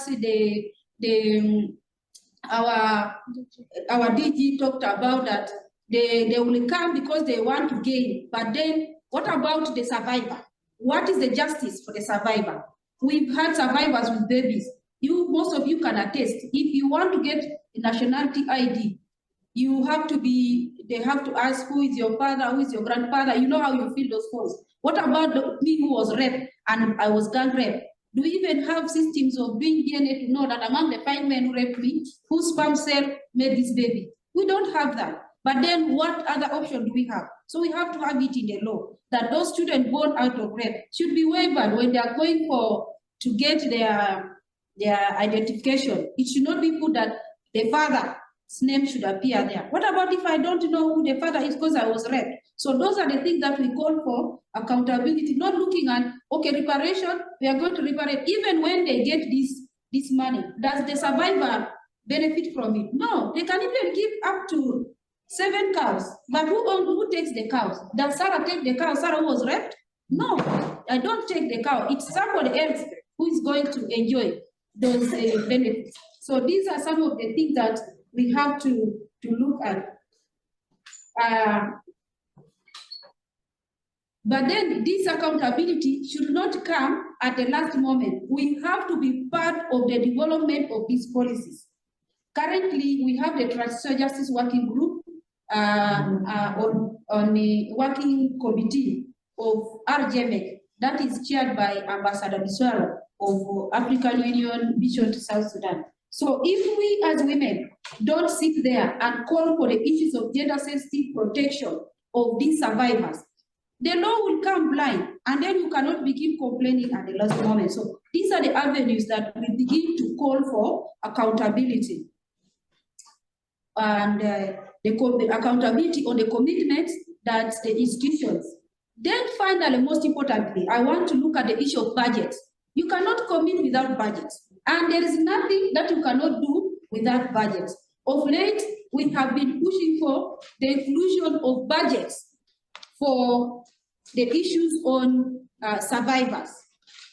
If we are not going to have budget for the issues of health, not just health, or the issue of reproductive health, the issues that affect survivors, that means we are not doing a lot. We cannot leave these to the humanitarian agencies. What about tomorrow if these people all withdraw? We all know that there's already a donor fatigue.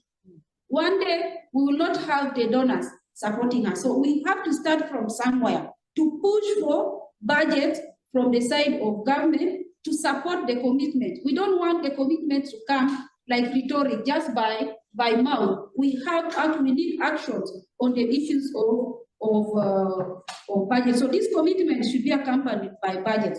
I can give you example of the HIV policy. We have a HIV policy that has been reviewed we keep reviewing it since 2016. And when you talk about the issue of passing this policy, it becomes, or it's not priority, or it's not, how are we going to support these women who are raped and they got HIV? How do we use this policy to make sure that we mainstream the issues of gender, the issues of women, the issues of these survivors into the government program if we don't have this? So we call for accountabilities on the issues on the side of the institution by asking them to commit, but also to make it practical by passing such policies, because these are the policies that protect women and especially survivors. I had wanted to touch on the issue of survivor discrimination. It's true. When in the course of operation of the one-stop center, you may think that there is survivor discrimination because most often we find there young women. But let's again interrogate, why is it that it's only young women that are reporting there? Looking at our cultures also, you'll find that they will only report these young women because there is something they're going to gain out of their report. But why would you report Zola La Juzede like me, sir? What are you going to get? Kasubet, you not get. Sarah is old. Why do you go and report that Sarah was raped? So that's why you find that by default, they will not report the issues of Sarah, who is old. They will not report the young girls because they say, okay, we need to pay this because this is our girl, she was supposed to get married and we're going to get cut. But for me, they've already eaten with me already, the bride price was paid. So they will not even bother to report the issues of Sarah. Yet, whether a young girl or old woman, we all need these services. So that's why by default, you'll find that most of the time, the reports are indicating young people. But the services are for all of us. I think it's now our duty as women rights organizations to create more awareness and say these services are not only for gaining reparations, only for young people, but it's for everybody first, for the benefit of the survivor, to get help, to get, this post-exposure prophylaxis, the issues of my preventing me from getting unwanted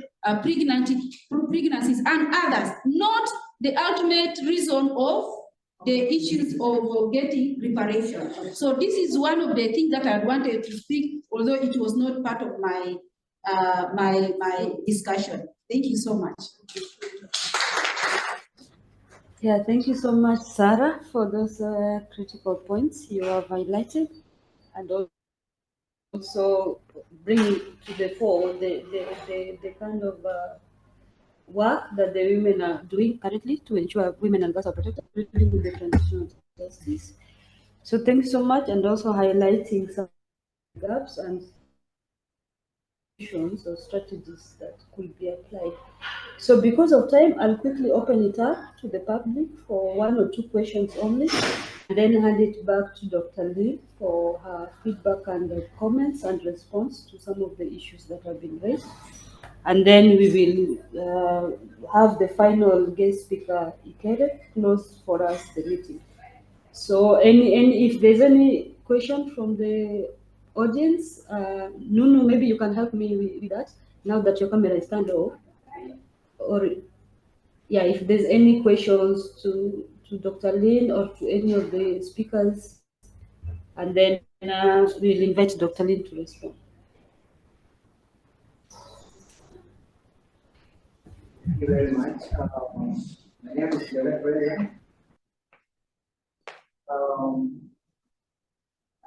Dr. Lin, that has been a very comprehensive presentation. And also the other presenters as well. I just wanted to know whether this research was only about rape or it was about sexual violence in general. Yeah, because I've seen much of the focus has been only on rape. So I would like to know something about that. And then another thing is there's this issue that is also, so much prevailing in some of the communities. I have not heard about it. I don't know, maybe wow, it's not. But there's a case that in some of the communities, they say that there's a rape that leads to marriage, and then there's a rape that doesn't lead to marriage. And to me, this was really something that is so disturbing, especially when I really came across it. Yeah, because rape is rape, but our traditional, traditional culture is so much contradicting some of these issues. So they say that rape that leads to marriage is this kind of rape where if you pursue justice, it might cause fight between the two different communities. So the best thing is just to allow the girl to just marry the perpetrator so that conflict between the two communities is avoided. So I don't know if this could be also a practice in WOW or not, but it's something that to me also like just needed a lot of focus. Basically, for now, those are some of the 2 aspects that I really wanted to. Yeah, thank you so much for that. I think we did the second one, and then we close it there, and then we have Dr. respond. Is there a second person with a question? Sorry, say that again. We still don't have hands up. Maybe I can still take it back to you. And then when there is any question, then we'll let you know in the chat box. Okay, great. Thank you so much, Dr. Lee. Yeah, thank you all for the really important, very critical interventions. Much of what I could hear coheres with what we found in the field. I think your insights as experts who are working in the different fields and very directly enrich our understanding. So I don't really have much to add or to disagree. Mama Ann, and greetings to you. Really sorry to hear about your struggles with the voice. You mentioned. Are you there? Yes. Can you hear me? I think we lost you for a minute. Okay, how much did you hear? Sorry, let me just wear headphones. It might help. I think that's better, yeah.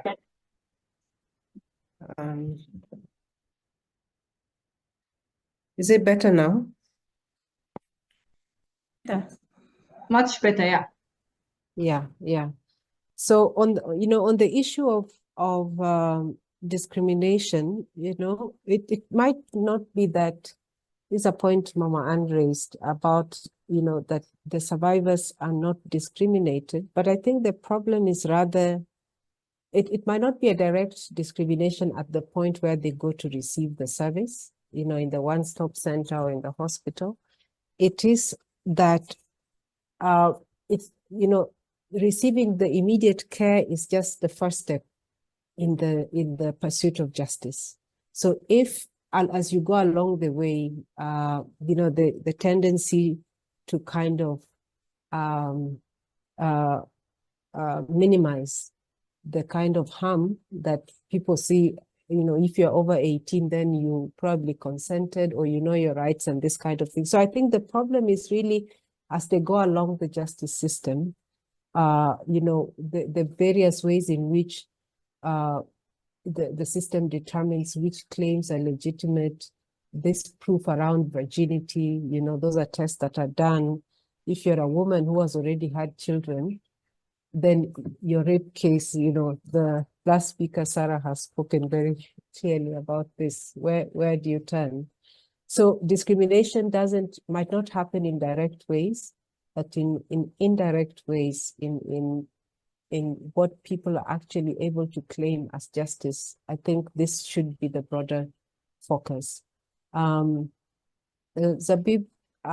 thank you too for your interventions. Really critical. I agree with all of what you said. Just one question is the issue of, you raise an important question about the need to educate survivors and empowering survivors, having the voices of survivors. And I think the very critical point you're saying that we have to look at survivors across the spectrum of their social, their cultural, their economic context. But I think survivor-led initiatives are good on paper, but there are problems, again, related to, it's very difficult to work with children. I mean, we all know what it is, what the practice, not just the literature says. How do you work with children who are traumatized, who are victims of violence, So it's very hard to work to put these children under 17, many of who cannot even articulate what has happened to them, then to put them in the front line. So that's one group of survivors, which is quite a big group. In fact, they're the most alarming group because of the ways in which they are being used or they're being drawn into this resource question and question of reparations. The other group of survivors, who can actually be very useful in the ways that you, very good allies in the way that you're saying that we have to integrate, empower survivors, is the over 18 group. But the problem is that group are not, the harm to them, even when they are raped, when they experience various forms of violence, is not taken seriously. They're not considered rapeable. So their voice is, in fact, in a sense, diminished in that structure where they could be very effective. So I guess it's not to say, no, let's not do that, but it's to say, how best do we work with survivors without ratifying the harm, or inscribing the harm, but also making sure or being aware of how effective they can actually be. There are many reasons why older women also don't want to be on the front lines. Sometimes you are already in a marriage, there is the stigma, there is the security that families offer you. There are many reasons. But I think this is something that should be one we consider. Sarah, yes, I really, the question you ask, how do we translate our commitments, or the commitments, whether they're in policy or law, into actions? This is the big one. And I think, the report itself has certain recommendations. If you have access to it, you will see the recommendations that are there. They are not exhaustive, but hopefully they can provide some kind of scope in relation to what the study was looking for. The issue of budgets you raise is really critical. And this was one of the things I was trying to emphasize, because there seems to be almost a separation between rape and sexual violence on the one hand, and sexual and reproductive health rights, which is understood in a fairly narrow scope of maternal health or antenatal care. So we have to have a more comprehensive view of, that sexual violence is part and parcel of reproductive health. When we are treating survivors of sexual violence, we are treating them as people in need of sexual and reproductive health, and not just, or not only as rape survivors of rape, which kind of removes them from a broader conversation.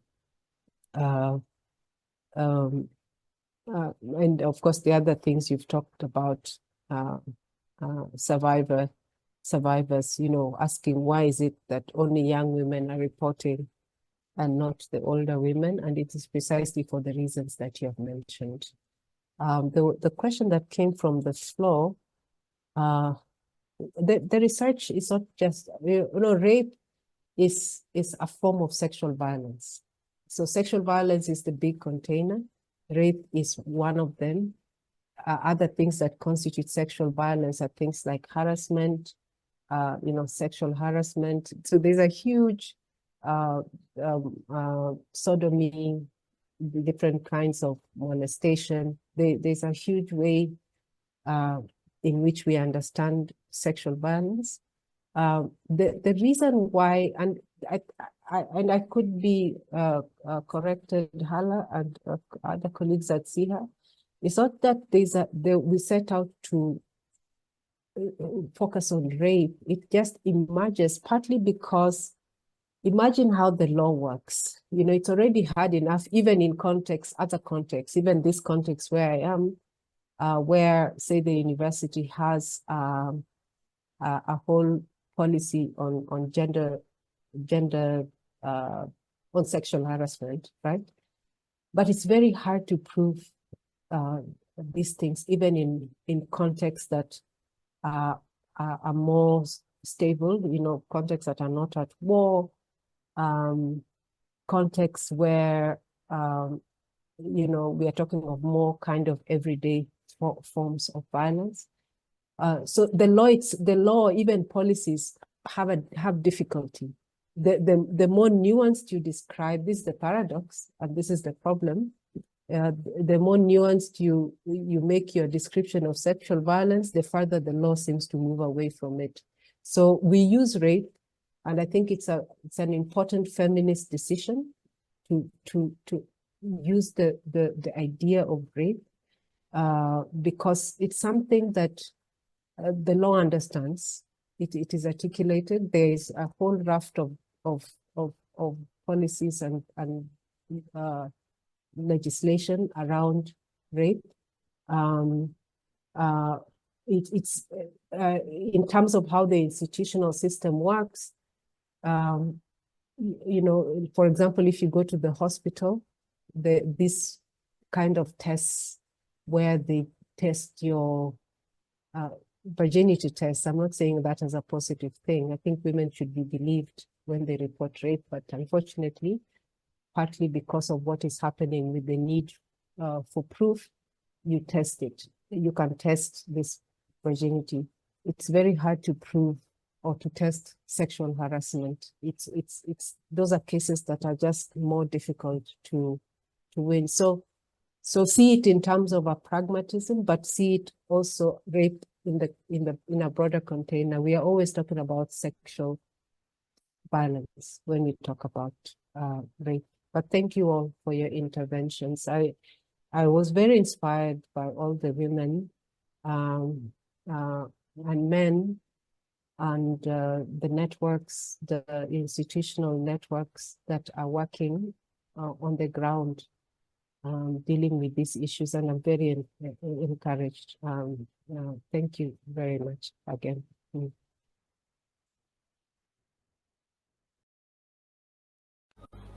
Yeah, thank you so much, Dr. Lynn, for your contributions, and also thank you so much for the wonderful study, the wonderful report you generated on behalf of SIDA. We really appreciate that. And we are hoping, based on the conversations we have had, we are hoping the report is going to go a long way to increase protection services for women and girls in WOW and beyond. Because yes, the study was done in WOW, but it touches South Sudan as a whole. And hopefully, from this conversation, we are all going to pick up some of the recommendations from there and act on them. So thank you so much, Dr. Lynn.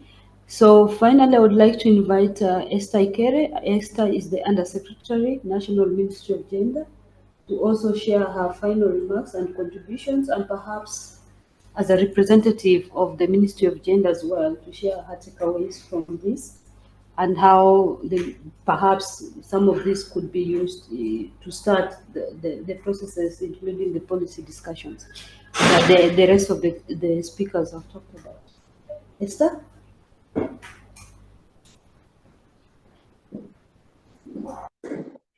Thank you very much, Madam.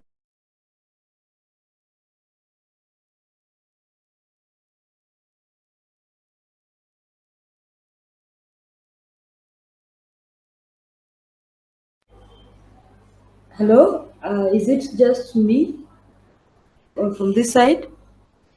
Can you hear me? Because we cannot hear Esther. Oh, sorry. Okay.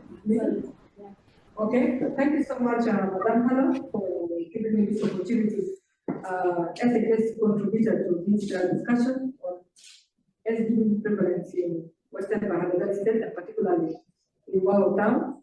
And I also want to thank Dr. Lee for the study, which is very comprehensive, and we provide insights information into the prevalence and the magnitude of SGBV in South Sudan.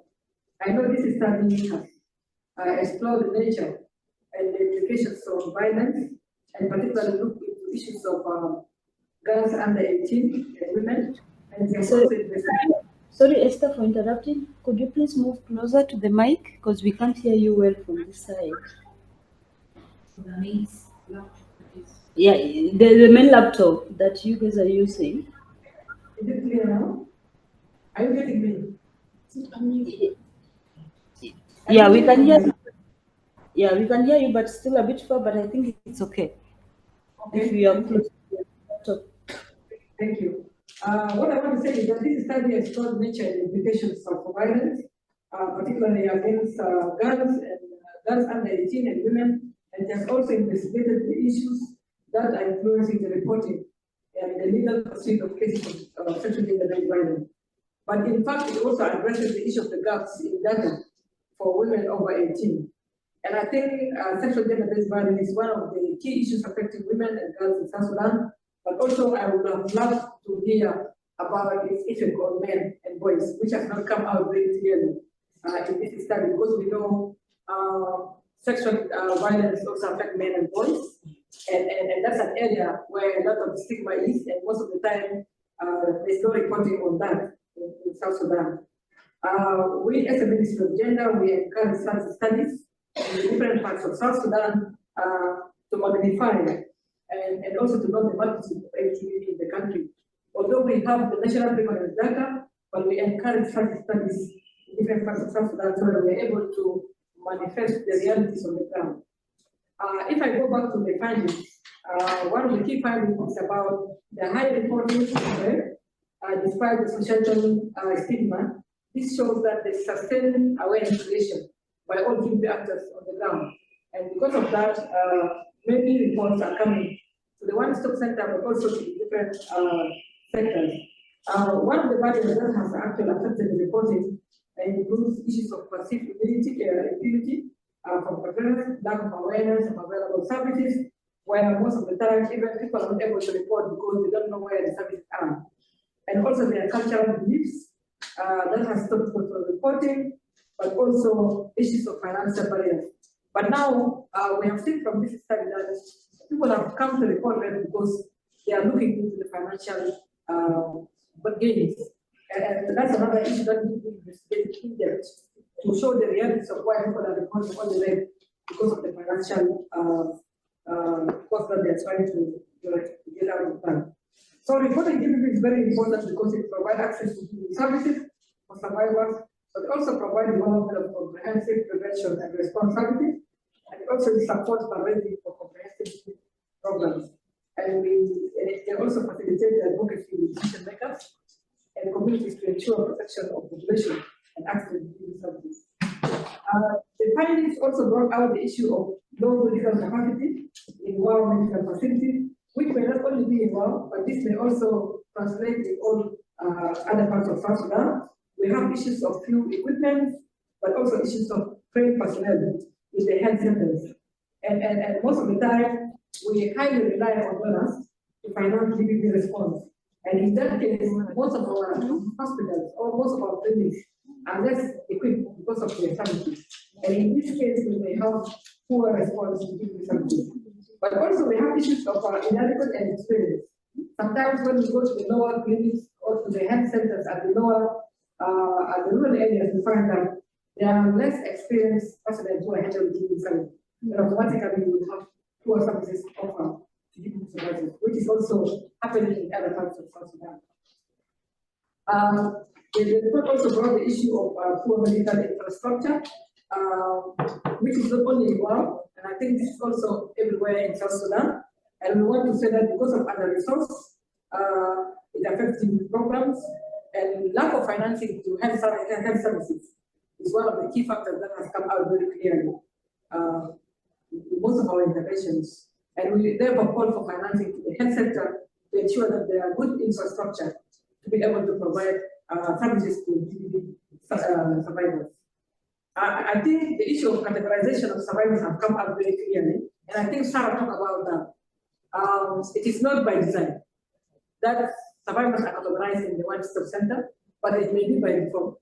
And one of the reasons that has come out very clearly is economic reason that might be pushing more survivors at underage to be reporting more rape cases more than the other women who are not coming out clearly. And I think this calls for deeper research into the economic cost of rape, why rape is being reported only to gain the economic benefit. And when we design the Ministry of Gender, Ministry of Health, when we design the one-stop center, our idea is to provide comprehensive services for all survivors, irrespective of age, irrespective of their diversity. So even men and boys have access to GBV services in the one-stop center. So what has come out from WOW shows that there is a bigger issue which is pushing reporting for GBV cases only for underage girls in WOW. And this may call for further research to comprehensively address why that is happening. The study has also told about, one of the findings has told about ethnic dimension in GBV, where ethnic tensions contribute to GBV, coupled with cultural norms affecting the perception of reporting. We know very well that how sexual violence is being used as a weapon of war, and this may also manifest itself in WOW. And if we look into issues of humiliating communities, issues of ethnic cleansing, issues of terrorizing communities, and also issues of controlling resources, automatically this comes on board. The study also talks about the issue of authority of traditional leaders with blood roles between customary and statutory laws, facing a lot of challenges and which negatively affect issues of GBV response. And I think that has come out very clearly. There's a conflict between customary and statutory laws, and that requires harmonization, a bigger mandate to the Ministry of Justice to be taking that forward because they are mandated to harmonize the laws. And then our constitution recognizes the customary law, and most of the time we are saying the statutory laws override the customary laws. So in the context where in the context where mostly cases are being referred to the customary courts, automatically they come contradiction in terms of the cases, contradiction in terms of how the cases are being addressed in the courts, and in this case, we find that there is also contradiction between the two systems. But we also know that customary practices in those states, issues of polygamy, issues of bride price, issues of child marriages, issues of inheritance are harmful to women and girls, and they facilitate GBV, but are widely practiced in South Sudan. So there is a disconnect between political and administrative interventions in the country. And the gap that exists shows that there is unclear roles in GBV response by the chiefs. And one of our interventions in the GBV bill, which we are now calling for, in the institutional frameworks and coordination and implementation with them, we are calling for specifying the roles of the chiefs in GBV response. We know very well that in the statutory laws, the chiefs have no role in GBV prevention and response. But despite the lack of existence of the legal process in the state, push the chiefs to be handling GBV cases. And in that case, their roles are not very clear. So in the anti-GBV bill, the Ministry of Gender has called out clearly for the roles of the chiefs to be specified in handling cases. Otherwise, if that is not done, then the disconnect between the administrative and the political interventions will continue to happen. Because GBV is not the jurisdiction of the chief so far, where we are at this level. We also call for functioning of the judicial institutions in all parts of South Sudan. Because without the function of the judicial institution, the chiefs will continue to handle GBV cases. And once they continue to handle GBV cases, automatically they may not be handling it in a professional manner. And in this case, there will always be disconnect between political and administrative response to GBV services. And another key finding that has come out very clearly is funding women's activism, which is very important in raising awareness of GBV. But one of the key things that have come out clearly is that they are over-reliance on data funding. And we know that they are shrinking funding from donors, but at the same time, we always call for government to support women organizations and to fund women initiatives because they are very helpful in terms of providing support to survivors on the ground. And I think Resolution 2122 of the United Nations Security Council resolution recognizes the importance of women organizations in peace building and also in conflict prevention and also funding issues to do with women. So we still call upon the government to fund women CSOs working on women peace and security. The other findings talk about improving data organization at the one-stop center, and that's one area which the Ministry of Gender has taken forward, and we are really working on to establish GBV data system in the country. Because we know one of the areas where we're going to obtain much data is from the one-stop center. Once the data system is established, it will be able to establish organization of data at the one-stop center, at the special protection center, and also having different fragmented data that happen in the country. There was a talk about establishing stronger communication between the sexual health rights and the survival services for comprehensive and safe access. I think one of the things that the government has taken in 2021 was to have an investment case. I think it's good to get into the investment case for gender-based violence, for maternal health, for contraceptive prevalence, and also for GBV, which is one of the agenda of the government on sexual health, which comes together on issues of GBV. And I think that study has been done, and it has informed the government about comprehensive services of GBV. It has informed the government about how much it costs on maternal health, how much it costs on family planning and contraceptive prevalence, and it has also talked about HIV/AIDS reduction. One of the things we are calling upon is financing. Health sector financing is the key thing that we need to take forward, because the agenda is already clear, and the connection between gender-based violence and the health sector is very clear. So it's not only the issue of sexual reproductive health agenda, but financing that agenda is what we're calling for. So that at least it can be able to address the issues in the health sector. And I think one of the findings also talk about legal restrictions, which call for ban on abortions, which create dilemma for medical professionals and survivors willing to accept pregnancy, which is happening in the country. And I think the big talk about ratifying the Maputo Protocol, which we are now a party to. Article 14, 2C, talk about abortion in the Maputo Protocol and calls upon state parties to take appropriate measures to promote the reproductive health rights of women by authorizing medical abortion in cases of sexual assault, rape, incest, and where the continued pregnancies endangers the medical and the physical health of the mother or the life of the fetus. And I think we are already party to the Maputo Protocol, and we are now developing the National Action Plan on the implementation of the Maputo Protocol. And I think these are things that are going to surface very well in the discussion on the development of the action plan, because we know very well that any pregnancy, whether it's from rape, whether it's from incest, which endangers the health and the health of the mother and the health of the life of the fetus, will be taken into consideration in terms of abortion. And since we already parted to the Maputo Protocol, this is now the national discussion on how abortion can be made legal. There was a discussion about grooming for rape, which violates the guiding principles of dealing with rape survivors. And I think it violates the principles of respect for survivor, it violates the principles of safety and the security of the survivor. It also violates the principles of non-discrimination, and also it violates the principles of do no harm.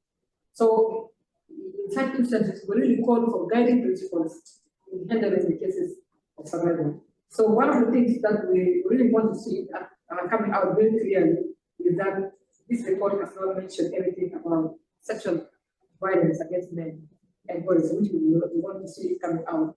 Because the Security Council Resolution 2106 recognizes the stigma associated with sexual violence against men and boys in the country.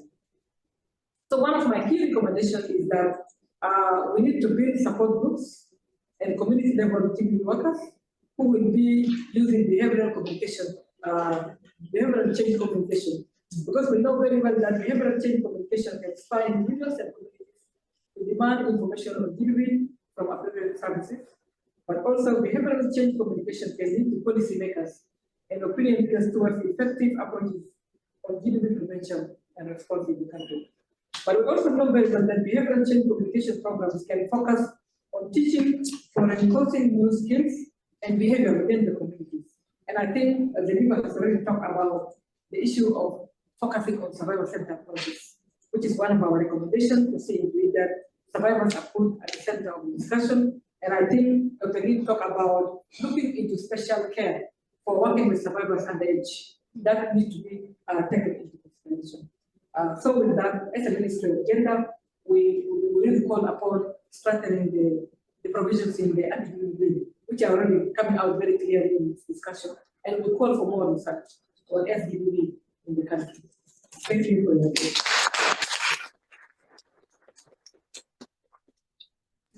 Yeah, thank you so much, Esther, for those wonderful remarks. I think we have gone over time, but we are just about to conclude. So I would invite Nunu to give us the final vote of thanks, and then we conclude. Yeah, good afternoon, everyone. Mine is just a vote of thanks. First of all, to Dr. Lin for putting together this informative research that we can be able to use it in our various institutions as a working document. Another vote of thanks goes to the speakers for ensuring that they hinted to their positive response to be part of this launch today. We really thank you for being positive and for making sure that you gave your perspective to this research document. We also want to give a vote of thanks to the Ministry of Gender for Western Barakazal State for being part and passion of this research from its initiation up to the launch now. We also want to give thanks to the National Ministry for giving technical support and also for making sure that they are part and parcel of this launch today. Thank you so much, Madam Esther, and thank you so much, Honorable Anne, for coming all along from WOW to be part of this, this great launch today. We also want to give thanks to all the participants who made it to this event. Your great perspective made this document a positive and a workable document. We really appreciate your presence today. I know most of you should have had a lot of questions and even comments to this research paper, but time is not enough. We hope that you can be able to make use of this research paper in various capacities and institutions too. And lastly, I also want to thank my team, our team. I am speaking this on behalf of Anita Sisley, who is the senior program manager. She's not around. I think she went to office, but she was here in the morning. So I want to thank my team and also want to thank the support of the regional office, Madam Hala, for ensuring that she's part of this discussion today. And also want to thank colleagues like Mercy and Faith for ensuring that they support the South Sudan team to ensure that this event is of a success. Thank you so much. We've come to the end of this.